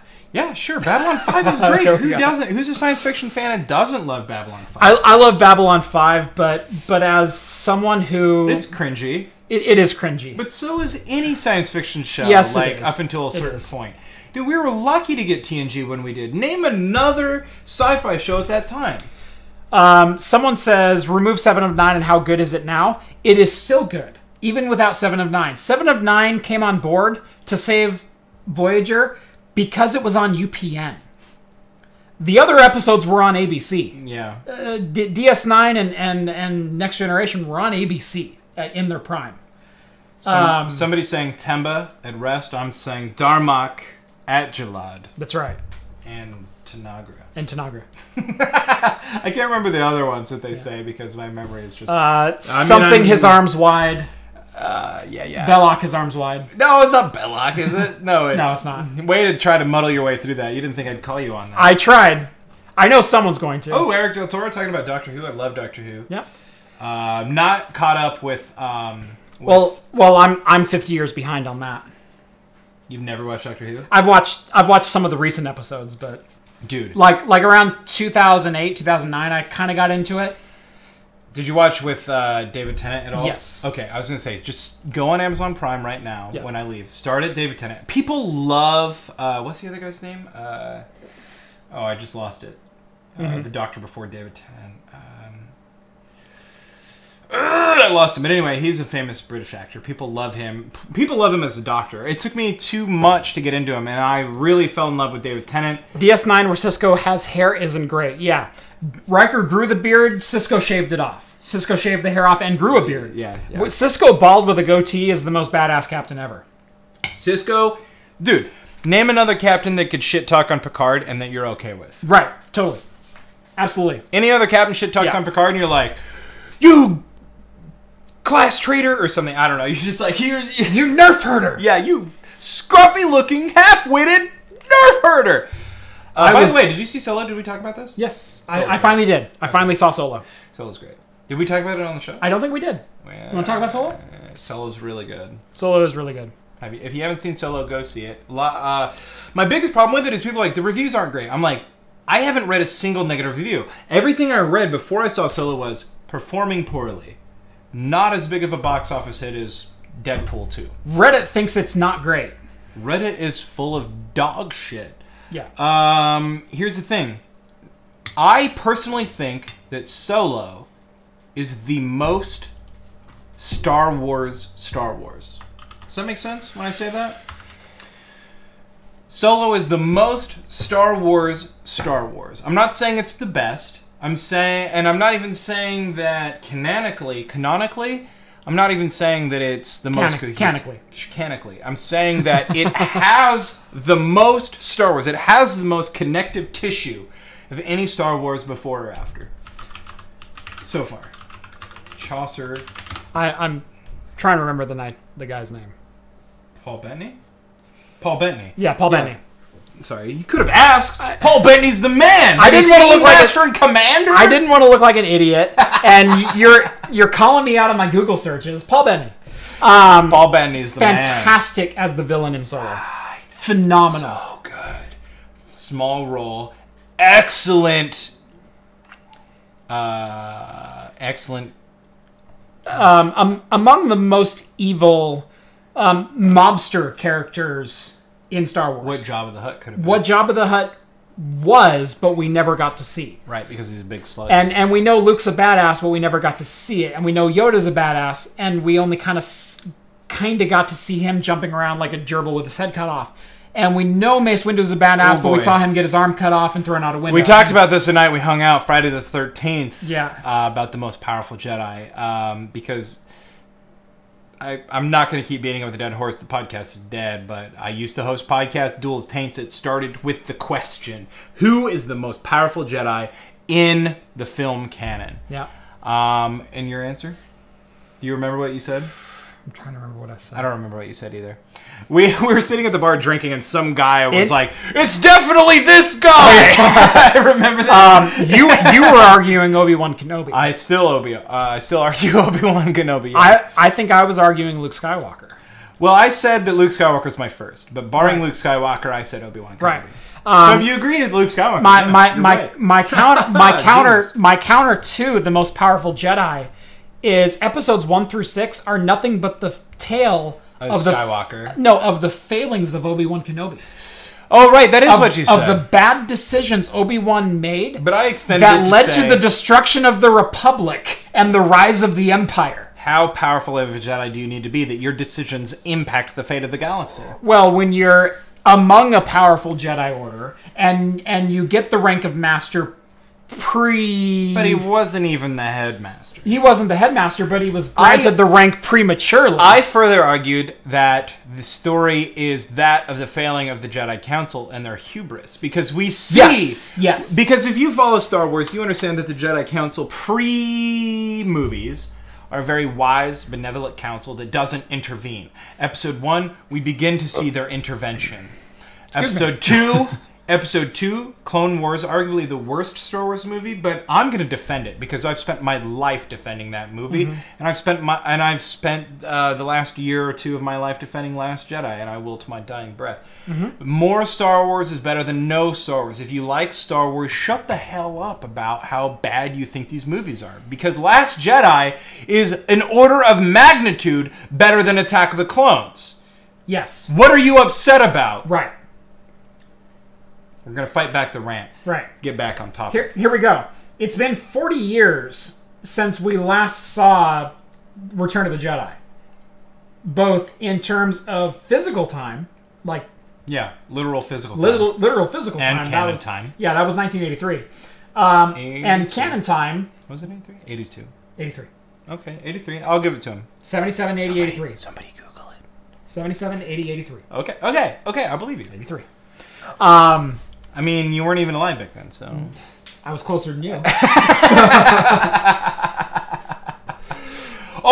Oh, not to derail us, but did you see that? Attack of the Clones isn't a high bar. There's only 7 choices! Well, 7 choices. For that saga, but 8 if you 8. 8 with Last Jedi. You don't, what, you're not counting Phantom Menace or something? No, sorry. Sorry, I said 7, I meant 8. Okay. I was trying to be dramatic, and I just threw out a number. Did you see the new trailer for the Clone Wars, though? Yes. Oh, I can't wait! I love the Clone Wars. I haven't seen Rebels yet, but I'm all on board with Rebels. I've seen Solo. Hashtag rant counter 7 imminent. Son, what? You watch Craft Computing expecting something else? That's right. Look, I can't vouch for how the other two bozos do it, but they come from the same stock. So yes, Attack of the Clones isn't a high bar, but it's also the worst Star Wars. And when you only have 8 choices to choose from... I can think of literally 100 movies that are worse than Clone Wars. Plus, when you've got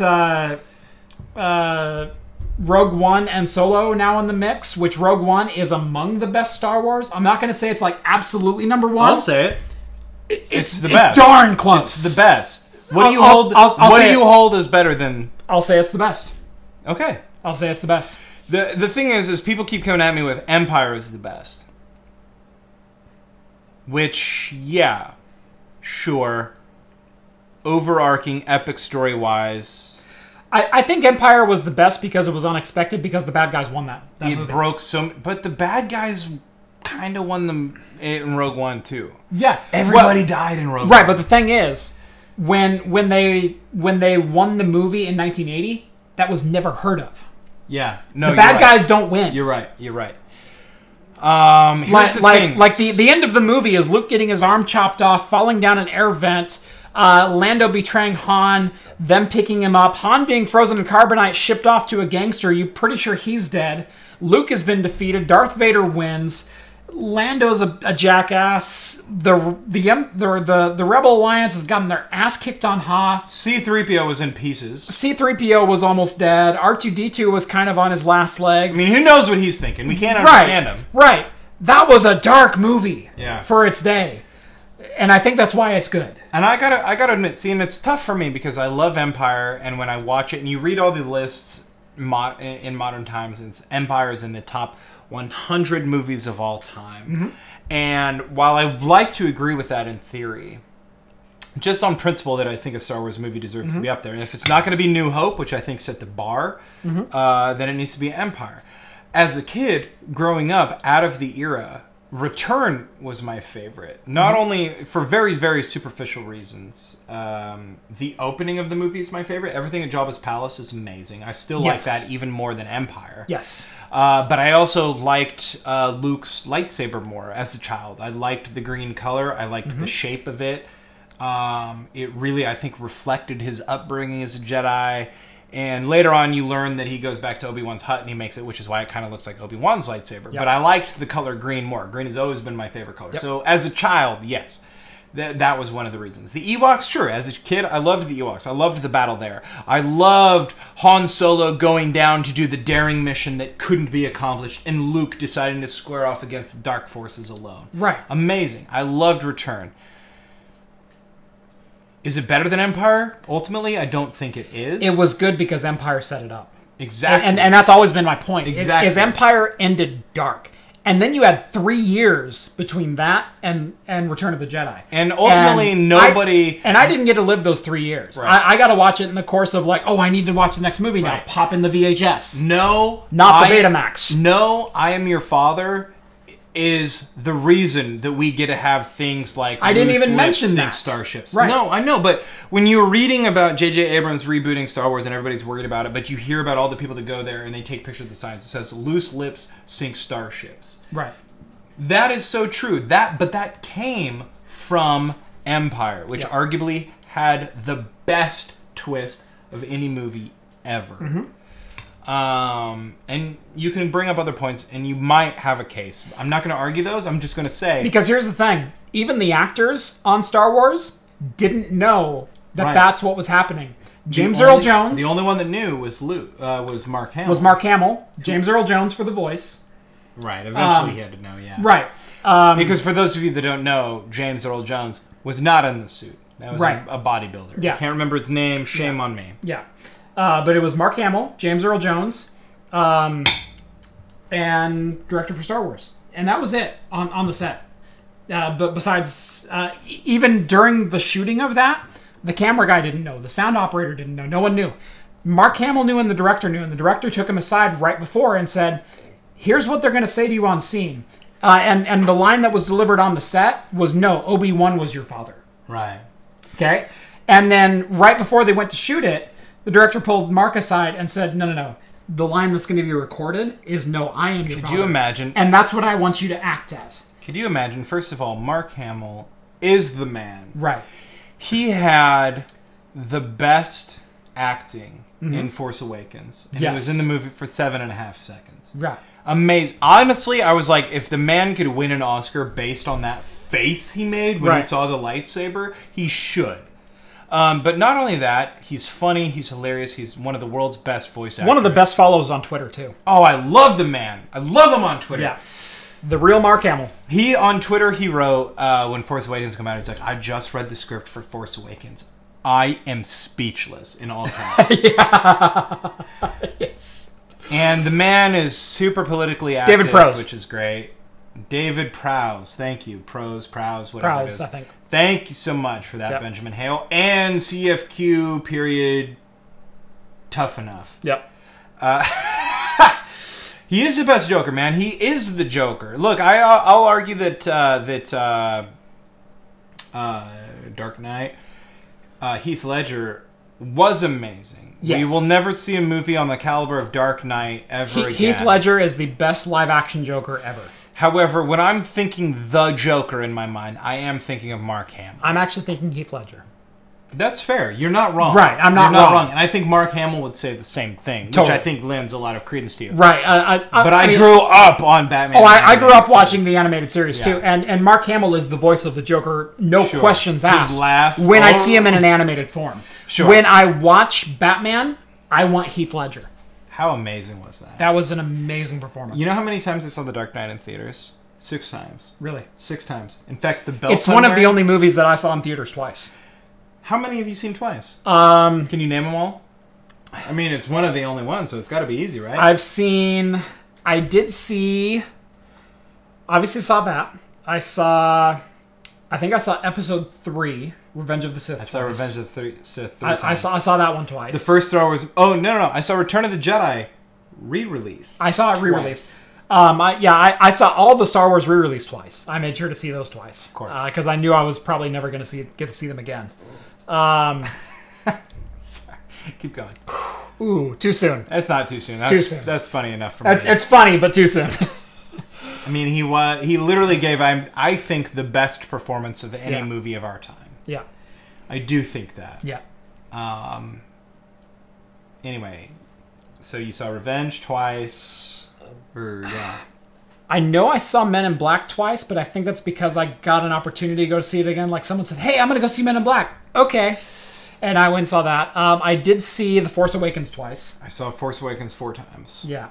I saw it on opening night, opening screen. Me too. Credits roll. IMAX. Yeah, I didn't see it IMAX. I saw... Well, look at you plebeian. I saw the 2D version first, then I saw the 3D version 2 days later. I saw 2D version first, 3D version second, and 2D version again of Force Awakens. I saw Last Jedi 3 times. I saw Last Jedi twice. Last Jedi, I will admit this. I love the movie. First time I saw it, wasn't a fan. Yeah. I left the theater. I went to the IMAX at Bridgeport, and I left. I will say this: the 3D. We were so close in IMAX with 3D. I got sick, motion sick. I have a big problem with motion sickness, which is why Steve is going to let me sit in the front seat when we go to PAX.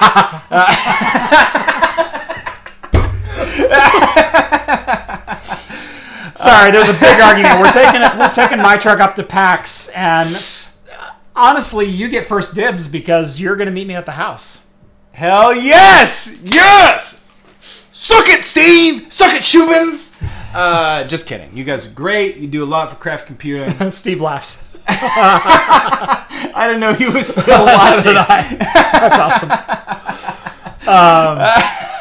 I get super motion sick, and when I saw Last Jedi, I was so sick, I could not drive home for 40 minutes, which wasn't a problem because I went and sat in the parking garage for 40 minutes talking with all my friends and my brother about about the movie. And I talked about my gripes, which were all superficial. R2-D2 doesn't actually physically... the depiction of Leia when she's saying, "Hey, Obi-Wan Kenobi," doesn't move when he turns his head.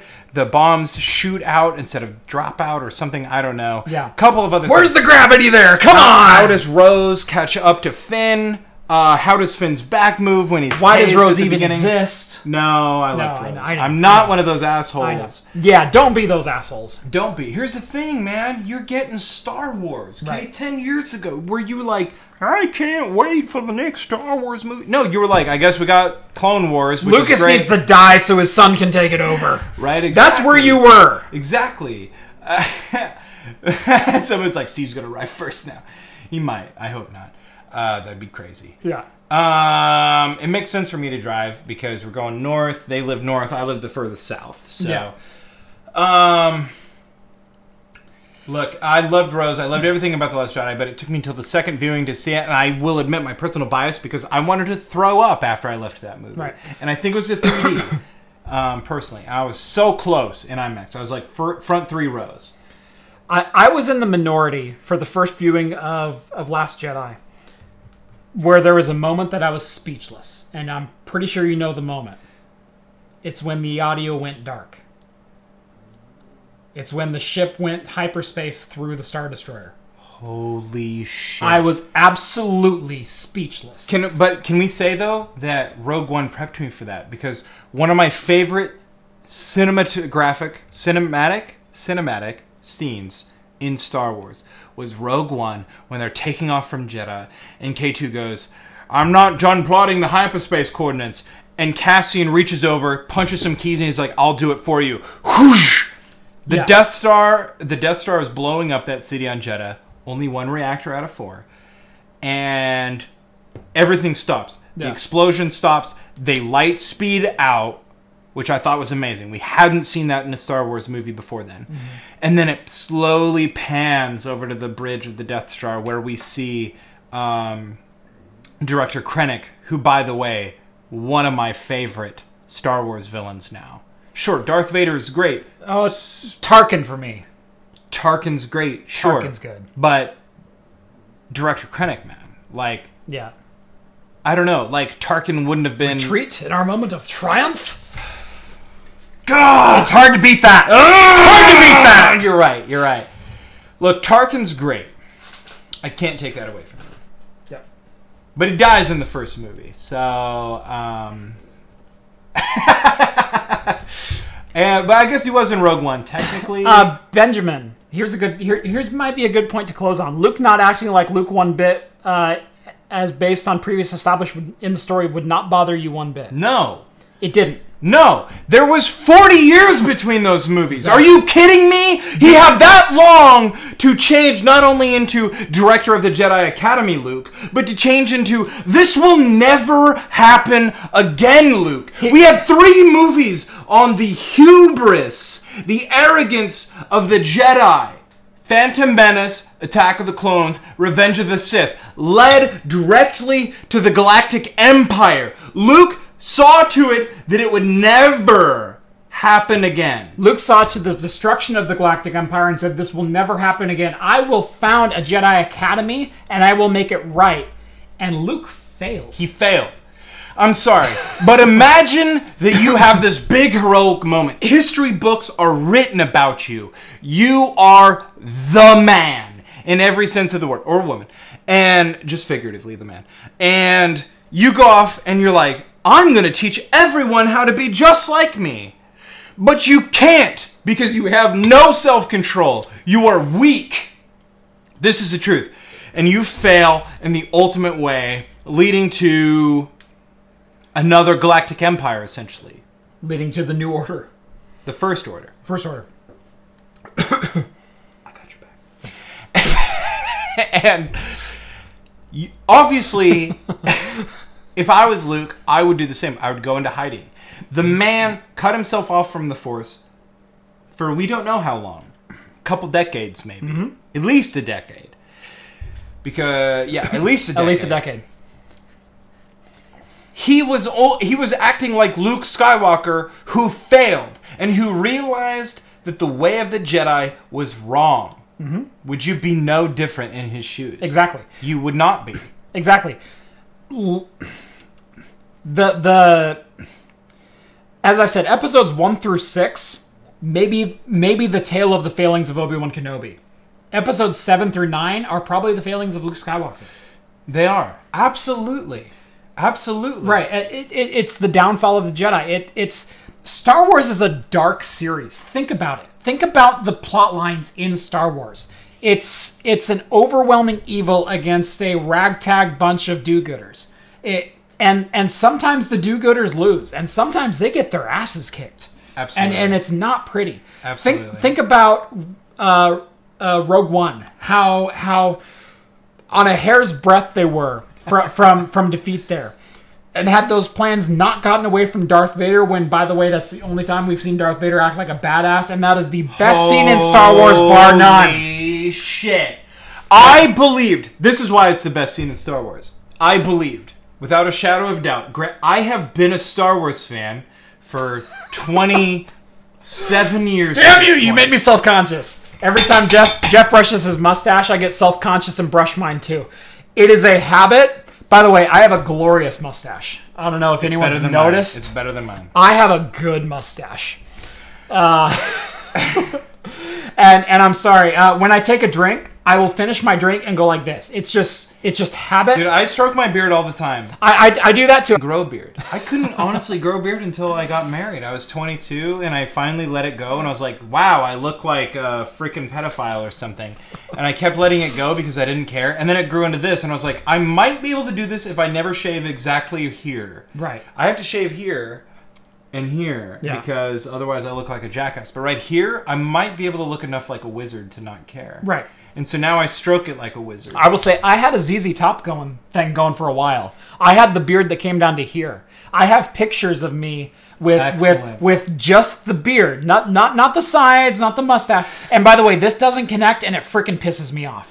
Oh, mine barely does. Yeah. Mine barely does. Yeah, yours has grown into it. Mine, there's too much of a gap. I have a much taller face than you do. Right, but you look like a learned wizard. Yes. I just look like an urchin. Right. But by the way, I had like a 6-inch beard at one point, and it was glorious. And it was just the chin. The longest mine was like 4 or 5 inches, somewhere in there. Yeah. And then I was like, I gotta get rid of this because it starts to show how bad I grow facial hair at that length. Yeah. Right here, it looks like I can grow a beard. Right. Right about here, this is about the max length. I should let it go. I should trim it back a little bit. Yeah.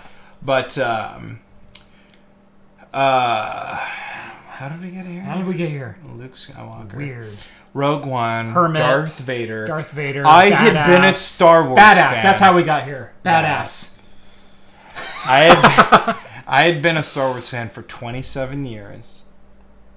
I knew about the rebellion. Mm-hmm. I knew about how the rebellion won. Mm-hmm. I've read all the books post-rebellion about the New Republic, about how the new challenges they faced. Read some of them multiple times. I believed in that moment in Rogue One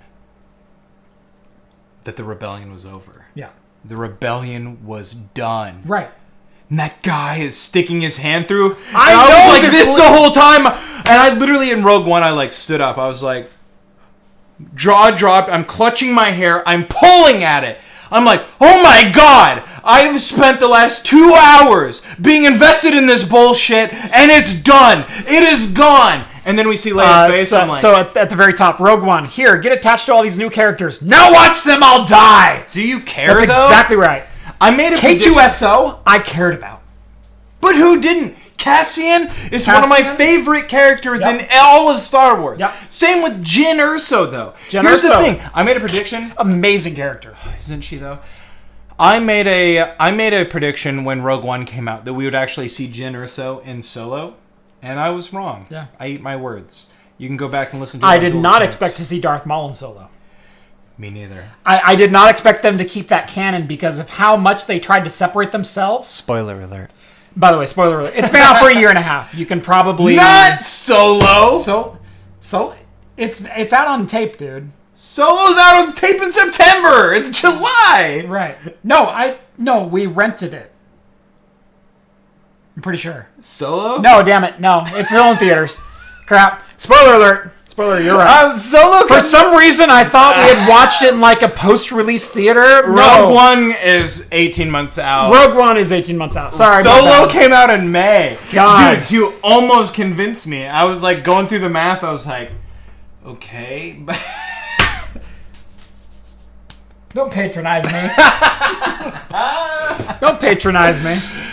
On tape. Yeah, I'm showing my age. It's on tape. Rhett equals peasant. Jeff is level 20 wizard. You can go rent it from Blockbuster, dude. It's there. I swear it. Probably is. I swears it. It's only 130 miles from where right. we are right now. What, you up for it? I was in Bend yesterday. That's right. Dude, somebody hit my car and drove away without reporting it. Yeah.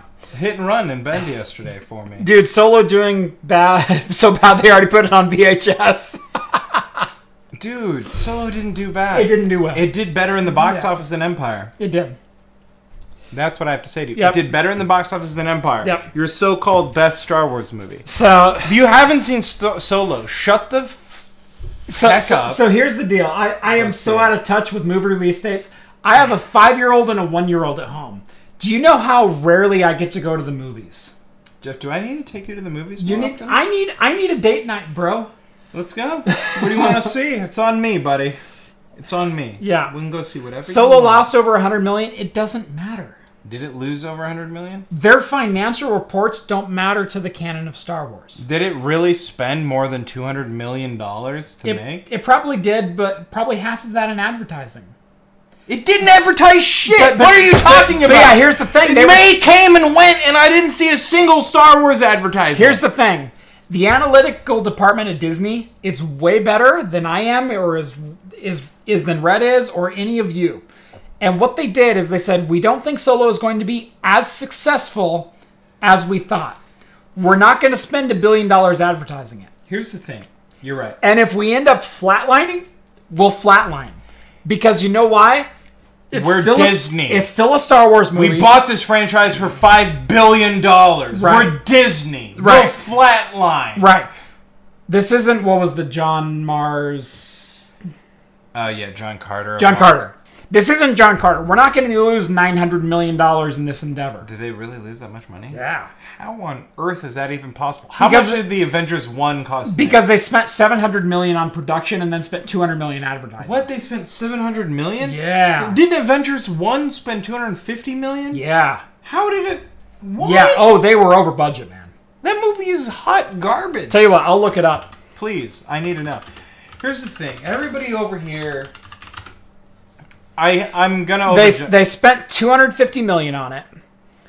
Total cost of... They predicted $250 million. They spent $350 million, and it ended up bringing in like $120 in box office. Okay. Budget was $306 million gross, $263 net. They brought in $284. So they still made $20 million on the movie. What is that box... That's box office alone. That doesn't account for... anything else. Well, so, yeah, they didn't like license it for like anything. But... Right, but still from box office, they still made $20 million, which in Hollywood is a loss. But technically, if they spent $250 million producing and made $1 billion, it's still a loss. Hollywood needs to... that's my thoughts. Because here's the thing, man. Like...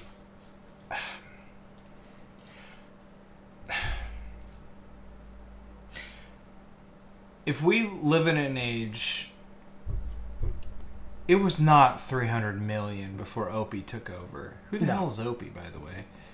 Is that wrong? I don't know what that even means. I'm not going to justify that, Benjamin. You've been off base all night with your Alaskan blockbuster bullshit.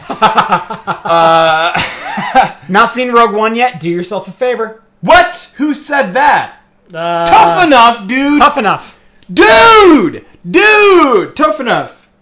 Can I ask a camping question? Yeah, sure, what the hell? I'll even wait for it. I was a Boy Scout. Almost made Eagle Scout. Ron Howard, thank you. Yeah, so I don't think Solo cost $300 million to make. That sounds like bullshit. All caps? Okay, close. But it didn't! So I'm technically correct! 275, box office was 388. That is not a failure. It made more than Empire! It made more than Empire! The best, one of the 100 best movies ever! Box office. Box office. Google box office. Hold on.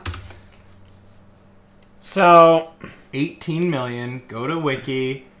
Whoa. What is that bullshit? Yeah, That's whoa. Well, it's accounting for inflation. Clearly. No, it's not. Yes, it is. No, it's not. I read according to inflation, Empire made more. According to sheer numbers, Solo made more. That's what I read. Neither of those numbers is accurate. It doesn't even have a definitive figure. So, box office. Box office, the film grossed $6,415,000 on its opening weekend. Which was more than Solo. Less than Solo. Solo made more than... The film grossed $290 million domestically and $538 worldwide. That's because Americans suck at movies. Whoa. That was in the 97 re-release. Oh. So, domestically, 1982, it had a gross of $14,535,000. Boom!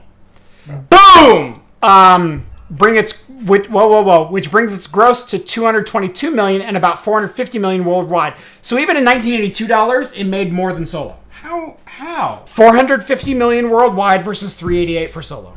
It was re-released. Re-released in 1997 and saw $538 million worldwide. The film grossed.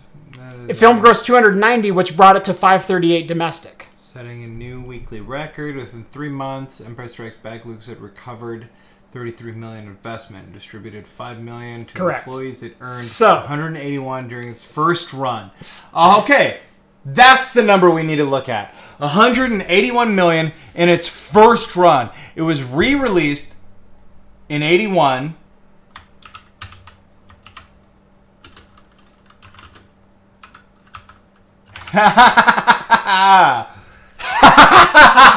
What? I searched 181 million in 1980, and the first article released is Wikipedia Empire Strikes Back. That's just because of your cookies, dude. It's like I know that's funny though. Dude, if you haven't seen Solo and you're a Star Wars fan, just go see it. If you haven't seen Rogue One, like Tough Enough, go see Rogue One. $100 million in 1980 is equivalent to 291. So 180 would have beat Solo in 2018. Gag me. I'm not looking for semantics. I'm just saying. I'm not looking for just semantics. Saying. QV Red is not happy.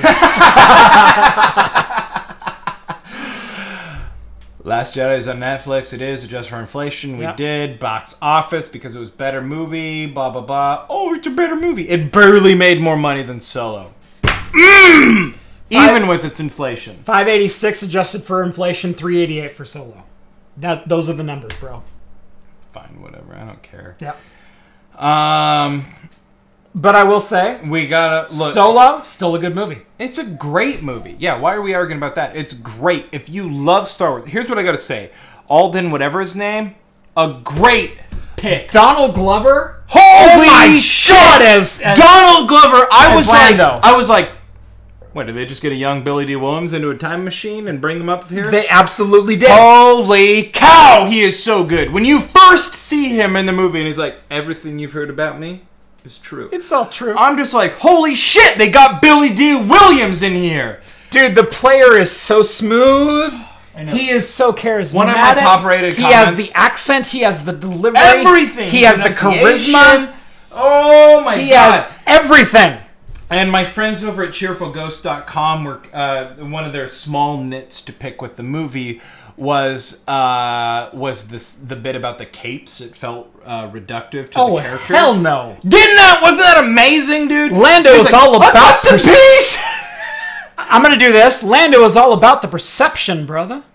One of my top-rated comments on Reddit is somebody was talking about, yo, if Empire came out after Solo, you know that he would have made a comment about, like, Lay's your type, dog. You know, like something like that. And I was like, really? Because Lando is way too smooth for a line like that. The look says it all. No. One of my top rated comments on Reddit. Lando would have gone, if you're not going to hit that, I'm totally going after that. But it would have all been said with a look, though. Yes. That's the thing. Like, dude, are you going to get that? Because I'm going to get that. And he tried, dude. He tried really hard. Yes, he did. I mean, he froze his best friend in carbonite. Oh, Leia, my mind. Seriously, that's a line out of Empire Strikes Back. What a great movie. Billy D. Williams slays it. I don't care who you are. He also slays it as Harvey Dent. Yes, he does.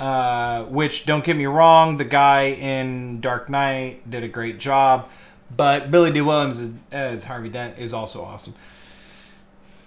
He does not have an inside voice. You're right, bro, because I grew up in a big family where if I wanted to be heard, I had to be loud. Okay? I won arguments based on my volume in my family. Okay? My family doesn't listen to reason. They don't listen to any of that. Okay? The dude does not have an outside voice. Or an inside voice. It's my Fusro Das, son. He's a child of Skyrim. He can't be helped. Absolutely. Dovahkiin through and through. That's right. And he slays some Colt 45. I don't know what that means. I think he's talking about Donald Glover.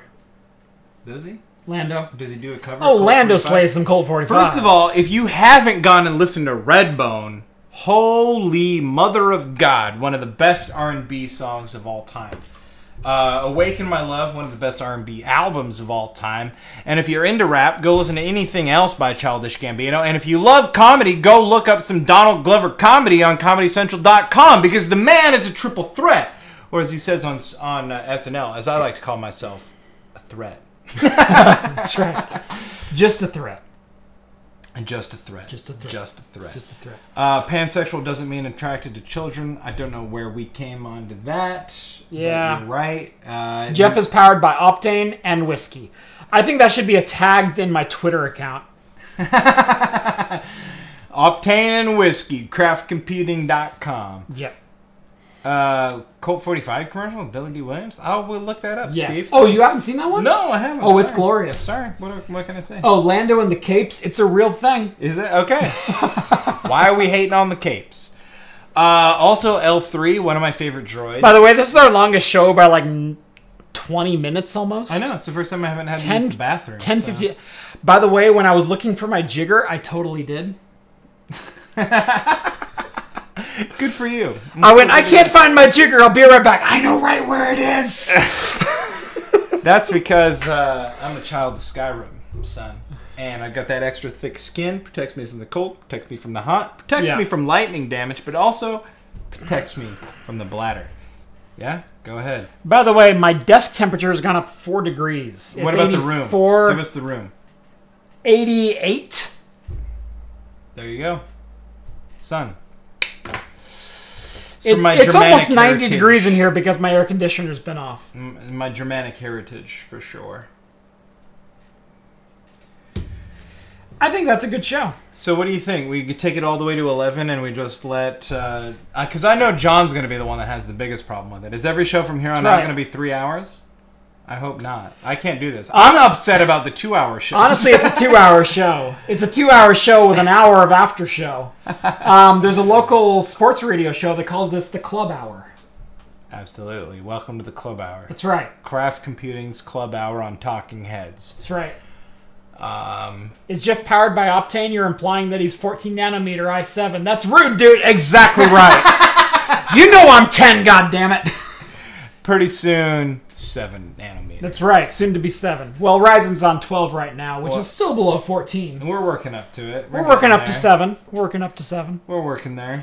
Although technically 7 would be more efficient, so I'd get all this talking in an hour 45. I think you're right.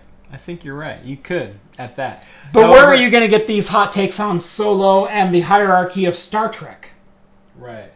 I mean, we could go back to the Star Trek argument. What's really funny... What's your number one? Let's talk about this real quick. Okay. Let's rate your 3 Star Wars movies. Your top 3. And do you believe in the machete order? Do you know of the machete order? Which is pre-Episode 7, by the way. Yes. And Topher Grace did a supercut of Star Wars, which I haven't seen, but I believe is awesome. Yes. I've seen the supercut of the first 3. Machete Order, for those of you guys which basically who don't know, kills Jar Jar Binks when he gets run over by a tank. Yeah, right. Machete Order, by the way, for those of you guys who don't know, goes episode 2, episode 3, episode 4, 5, 6, and... Oh, no. Is it Machete or Masashi? Machete. Let me think about this. Oh, no. Machete Order goes episode 4. Episode 5, we learn that Luke, Skywalker's dad, is Anakin Skywalker, Darth Vader. So then we jump. So it's episode 4, episode 5, episode 2, episode 3, episode 6. It cuts Phantom Menace. Yes. I do believe that is the best way to view Star Wars. I put a lot. Try spinning. That's a good trick. Hey. I read an article the other day about how nobody ever talks about the fact that Anakin Skywalker has a bomb presumably implanted in his brain. Phantom Menace, Shmi Skywalker, Anakin's dad, mother. Jesus. Sorry. For those now of I'm you here to catch you who aren't Christian, I apologize. Thank you. So Shmi Skywalker, Anakin's mom. I take and I give. She talks about, I'm building a scanner right now to find the explosive device in my body so that we can try our next escape route. Out of the box thermals of the Z370 is 81.9. Wow. Or 27.8. Keeping it cool. Tell you what, next video I do on thermals, I'll do out of the box. Nice. Good idea. Good idea. Trust me, I've been watching Steve for years. Anyways, the Skywalkers have a bomb implanted in them because they're slaves and nobody ever mentions it again. I do admit, after reading it... They blow you up! Right. And after reading that and after rewatching Phantom Menace, I do believe it is one of the plot failings of the movies. However, it seems very reasonable to suggest that they have the medical technology to just remove that at their earliest They can give Luke a fully... dexterous... right hand, dominant hand. Yeah. Michael Jackson glove. Yeah, they can probably remove a bomb from his brain. Yeah, I mean, robots deliver the Skywalker twins that later help facilitate balance. And they're not controlled remotely from some surgeon on Tatooine. They're not bomb defusing because the robots technology like doesn't exist yet. The latency would be too bad. I'm a network engineer. I know these things. I mean, it's Star Wars, so naturally, fully sentient robot delivered those twins. Yes. It stands to reason that they have the medical technology to... I mean, they keep Grievous alive as some weird cat-like sentient being into some robot that kills... I could go without Grievous. Dude, go watch Clone Wars and Grievous is the best. Oh, he's the best, but he dies by Obi-Wan's hand. Because Obi-Wan is the most powerful Jedi in the film canon. Continue. Continue with what? You know I'm right. Continue. Look, you watch... We're wrapping up, not getting into another argument in which I win. I've got 55 seconds on the clock, according to Elcars, and I'm going to use every single one of them to defend the fact that Grievous is actually more powerful than depicted in Revenge of the Sith. Yes. The reason being, you watch him in Revenge of the Sith, he has at least 4 lightsabers. How did he get him? He killed 4 Jedi. How many Jedi has Obi-Wan killed at this point? 1 if you count Darth Maul, which I will grant you is true, Jedi or no. He killed Darth Maul. He didn't kill him. I grant you this as well. However, the failings of Obi-Wan Kenobi! I can't even contend. Let they be writ! However, General Grievous killed 4. Obi-Wan kills him with a blaster. Obi-Wan, therefore the most powerful Jedi in film canon. Yep.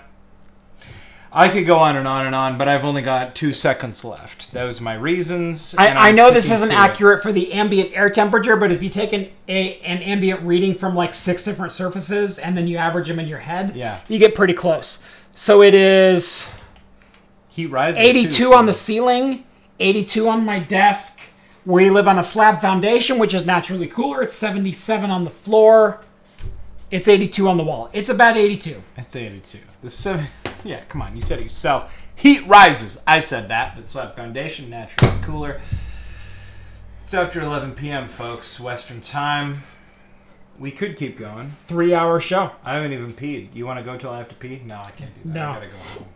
Yeah. My wife's wondering. I gotta go home. Where am I? Look, next time we can argue in depth about the ranking of Jedi, film canon or not. Obi-Wan ranks in the top 3 at least, but I put him at number 1. Best natural Jedi. Absolutely. Rey. Are you asking? No. I wasn't asking you. Best natural Jedi is Luke Skywalker. Rey. Yeah, Rey beats Kylo Ren, a little punk-ass son of a gun. You will release me from these restraints and leave the door unlocked. Yeah, Luke... Did what? Didn't die battling the most powerful Sith Lord to ever exist. After training with Yoda. He did what? For a couple weeks. Right. He shot some proton torpedoes into a tube without a targeting computer, which is like bullseyeing romp rats in a T-16. Back home, yeah. Back home. I know. I mean, I was there. It's like back on the ranch, which is like you murder small animals for fun. That's the first sign of a serial killer. Romp rats are 2 meters wide at least. Those aren't rodents. You know, you kind of called me out back there in front of all the other rebels. Who was it that he said that to? Was that Wedge Antilles? That wasn't Wedge. It was someone else. Anyways. Look. That's impossible, even for a computer. They're only 2 meters wide. Rey is a natural pilot as well. I argue that Luke is better. He founded Rogue Squadron, son. Yeah. After flying in the Republic for, what, 7 One years? sortie. 7 years? One sortie. He founded Rogue Squadron after New Hope and before Empire Strikes Back. Yes, it's canon. It's not canon anymore. It is kind of. No, it's not. I guess it's no, not. It's not. I guess it's not established. What do Womp Rats look like, Tough Enough? That's what I want to know. What do Womp Rat slippers look like? I know ThinkGeek sold a Wampa sleeping bag for a while. A Wampa? Yeah. Like the snow creature? Like the snow creature. Did you ever watch Rogue One? And no, it was a Tauntaun sleeping bag. Tauntaun. So you can cut him open and sleep in him. Excellent. Because the zipper pull was a lightsaber. Excellent. That's even better. You know, I was watching Rogue one time, and I was paying excruciating attention to detail. And I realized that there might be a Wampa in a weird scene in Rogue One in the Battle of Jeddah City. Go watch it. There looks to be a Wampa running around with a freaking blaster rifle. What's up? Just hanging out. He's like, yo. You hear Yo, they effed up Hoth. I gotta find work. Come up here. Those rebels trying to put a base in. Although Hoth is where the rule of 2 was established. For the Sith, you know, the rule of 2, there can only be 2, an apprentice and a master. It was established on Hoth after they detonated the Thought Bomb, which killed all other Sith, I think, except for somebody. Maybe Lord Hoth? Don't know. Did it happen on Hoth? I think so, because of the word Hoth. Could be wrong. Correct me if I am. Rhett is going to attack. Eric is correct. Someone take Rhett's keys. It's 23:05. What were we just talking about? Star Wars for like an hour. Wars, yeah. Well, Star Trek and led into Star Wars, which is weird because I usually go Star Wars into Star Trek. Right. Natural Jedi, though, you mentioned Rey, and I do admit Rey is very powerful. You will release me from these restraints and leave your weapon on the ground. She convinced Daniel Craig to do that, which is pretty impressive. That is an amazing movie stat that I'm glad you know. Of course I know it. I followed the production. What did you say? Yeah, that's Daniel Craig. That's freaking James Bond that she mind tricked. Kevin Smith. Tell me a more powerful Jedi than mind tricking James Bond with no training. I mean, first of all, it's not James Bond. James Bond doesn't exist in this universe unless you count comic book canon, which I disagree because James Bond exists in the E.T. universe and E.T. exists in the Star Wars universe. Does E.T. exist in Star Wars? It does because according to Phantom Menace, E.T. was an alien within the Star Wars universe. Where did you get that from? That's in the movies. He's on one of the floating platforms. Okay, well, and that's canon. If you want to, unlike Luke Skywalker forming Rogue Squadron. Because the video games apparently are no longer canon, And nor are the books, nor are the... But are the toys canon? Because, No. Because here's the thing. That's bullshit. But also, going off comic book canon, our world, Indiana Jones exists in Star Wars universe. Alright.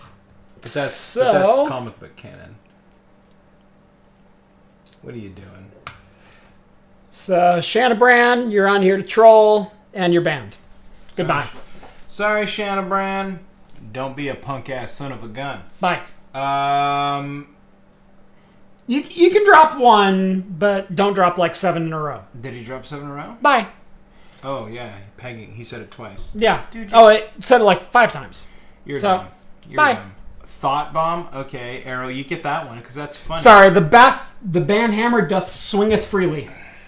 Son, we talked about the most powerful Jedi in our world. It's right here. Welcome to Craft Computing. Yeah, Daniel Craig's in it. There's a bunch of others. Kevin Smith is the other one I paid attention to. Simon Pegg. Simon Pegg was Speaking in it. of pegging. Yeah, absolutely. Way to keep it topical. Absolutely. Simon Pegg was in it. God, there was a bunch of others. I wish I was in it, that's for sure. Yeah. There was a lot of uncredited. Yeah, there was. Is that the first band? No, far from the first. Daniel Craig is uncredited. It's probably the first live band that I've done. Daniel Craig is uncredited. If you drop like one comment in my videos, it's like, okay, fine. If you drop like 7 in a row, You're gone. I want a Wampa to peg me. You're right. Went on way too long. Yeah. The dude in the Intel shirt looks like he's into pegging. What? He said another one on here? No, that was further up. Oh. Yeah. I'll let one slip, but... We've seen Infinity War. It does not beat... what's the new axe called? Have you seen Infinity War yet? I have not. Oh my god. There was another movie I saw twice in theaters because it was so amazing. The banhammer is powered by Zen 2 7nm prototype. Actually, it's powered by an i5-8400. That's what we're running on right now. Excellent. And a 1050 Ti. Excellent. I think we're good. Yeah? Yeah. It's 11:08. We're like 50 minutes longer than I planned on going. I planned on going to 10:20. It's 11:08. The only reason I even looked at Elcars is because I got to pee, but yeah, it's 23:08:25. And time. Oh. I have to go pee soon. So, thank you all for joining us on episode 42 of Talking Heads. I'm Jeff. I'm Rhett. It's been a good absolute show. Pleasure. Thank you so much for having me, Jeff, as always. Every 4th week used to be the first Wednesday of every month. Now it seems to kind of line up with the last Wednesday of every month. Until next month when it lines up with the 3rd. So you're going to be on the 3rd for like 4 or 5 months. Can't wait. That's right. Third Wednesday is my favorite that's Wednesday. That's when you rock. Did I mention that? That's yeah, right. Absolutely. That's right. The reason that this one went overboard is because I couldn't make my point fast enough. That's right. So on the third Wednesday of every month, just know that it's like my full moon. That's right. It's when Rhett blossoms into a... I don't know. Into me. It hasn't been seen yet. We'll see it. But you'll time. get to see it. What am I going to wear next time, though? That's what I got to know. I mean, yeah. Skyrim shirt this time was a something big hit. else that shows your chest hair, brother. Oh, yeah, you like that? I even zipped it up a little bit. I could have undone it. Oh, yeah. Just let that thing fly. Yeah.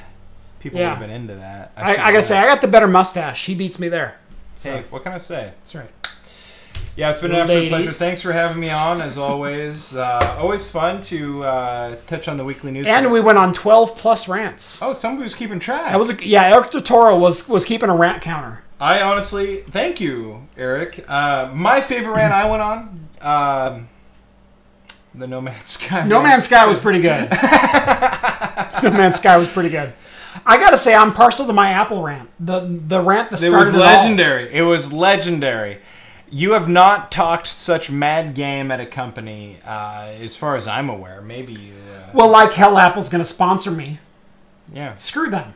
Screw them. Seriously, screw them. And Steve Jobs is dead. It's only a matter of time till his company is too. Go watch Pirates of Silicon Valley. When you have the most valuable company in the world, it's really hard to kill it.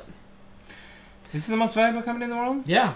Oh, okay. Well, yeah, they were trading blows with ExxonMobil for a while, and then they took the throne just straight from them. Well, someday Apple will die. Along with all the senators that they bought. Going to be hard. And congressman. Yeah, it will be hard. We're making room for new innovators every day. Might be a while, but... Can we finally stop trashing on Sean Murray? No. Oh, Sean Murray? That's No Man's Sky. No Man's Sky. I stopped trashing on him the day that I realized what he was doing, and everybody just misconstrued what he was saying. Here's the deal. The dude got millions of dollars from Sony to promote his game, and then said, no, you're going to release it on like June 29th of 2017. And he goes, dude, it's not ready yet. And they go, sorry, that's when we're releasing. It wasn't June 29th. Whatever day it was. I don't care what day it was. Mid-August. Yeah. Whatever day it was. I just threw out a date. I knew it wasn't accurate, but I was doing it for dramatic effect. It was mid-August. I thought maybe late July. No, it had to have been mid-August because I was doing Wizard of Oz for Enlightened Theatrics here in Salem, Oregon. Self-plug. Come see our next show. I'm going to be, hopefully, God, I don't know, this might be way too soon to plug this, but their next show is Sweeney Todd. If I'm not a part of it, go see it anyways. It's going to be awesome. They're doing the best theater outside of Portland, Oregon. And on closing notes, I want to give a shout out to someone who you should totally watch if you're into Star Trek Bridge Commander, and that's Scotchbox on YouTube. He is freaking hilarious. Do it. Go watch him. Scotchbox. Have you seen him? I haven't, but I'm going to go look it up. Go look it up. Dude, the dude is freaking hilarious. He's in the UK. He's in the theater as well. Nice. And he has a voice that sounds almost robotic, and so sometimes he'll play the part robotically, where he sounds like a computer. Yes. And it's the most fantastic. I am engaging full force phasers at the enemy vessel. Right. Oh, totally. I'm sorry. I did not catch, go fuck yourself.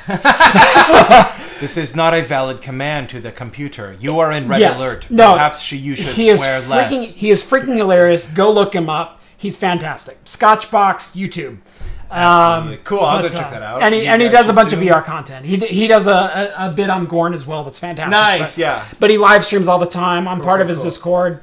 Go look him up. If you're part of the Patreon, make sure you stay tuned for all of our updates about our Episode 1 Racer League coming your way. We're going to make sure that happens. Yep. We should play some VR games sometime. Count in Discord. Excellent. Thanks, Marcel. Whenever I get a chance, absolutely. Probably won't be able to play another game until like September. Because I've got QuakeCon, which this beautiful case mod is going to be at. You get a little teaser taste here. That's right. By the way, that used to be a Define R6. It's less so a Define R6 today. It looks legit. Jeff was showing me, you don't get a peek now. You got to wait till it's done. And by the way, even the photos that I post, they don't do it justice. They really don't. They really don't. I was looking at those. Jeff showed me today. The Scotchbox drinks scotch. Sometimes he has a beer on the show. But he does some live streams of a whole bunch of VR games. More specifically, he does a lot of live streams of Star Trek Bridge Commander. Excellent. And he's freaking fantastic. Do we get to be on his bridge crew someday? I would love to be on his bridge crew someday. We should hit him up. I should totally hit him up. Maybe not, but hopefully we can. He may listen to me. That'd be legit. And you know what? I got 2 headsets here. Scotchbox. Scotchbox. I'm going to reach out to you. We got to play. We should. That'd be awesome. All right. I really want to keep going. John, don't try and beat this next time because I can't beat this when I come back in a month. Good Lord. 3 hours, 15 minutes. Next time I might have to draw the limit at 2 hours. Freaking hell. All right. Yeah, I'm starting to lose my voice. When I started this channel, I lost my voice for like 40 minutes.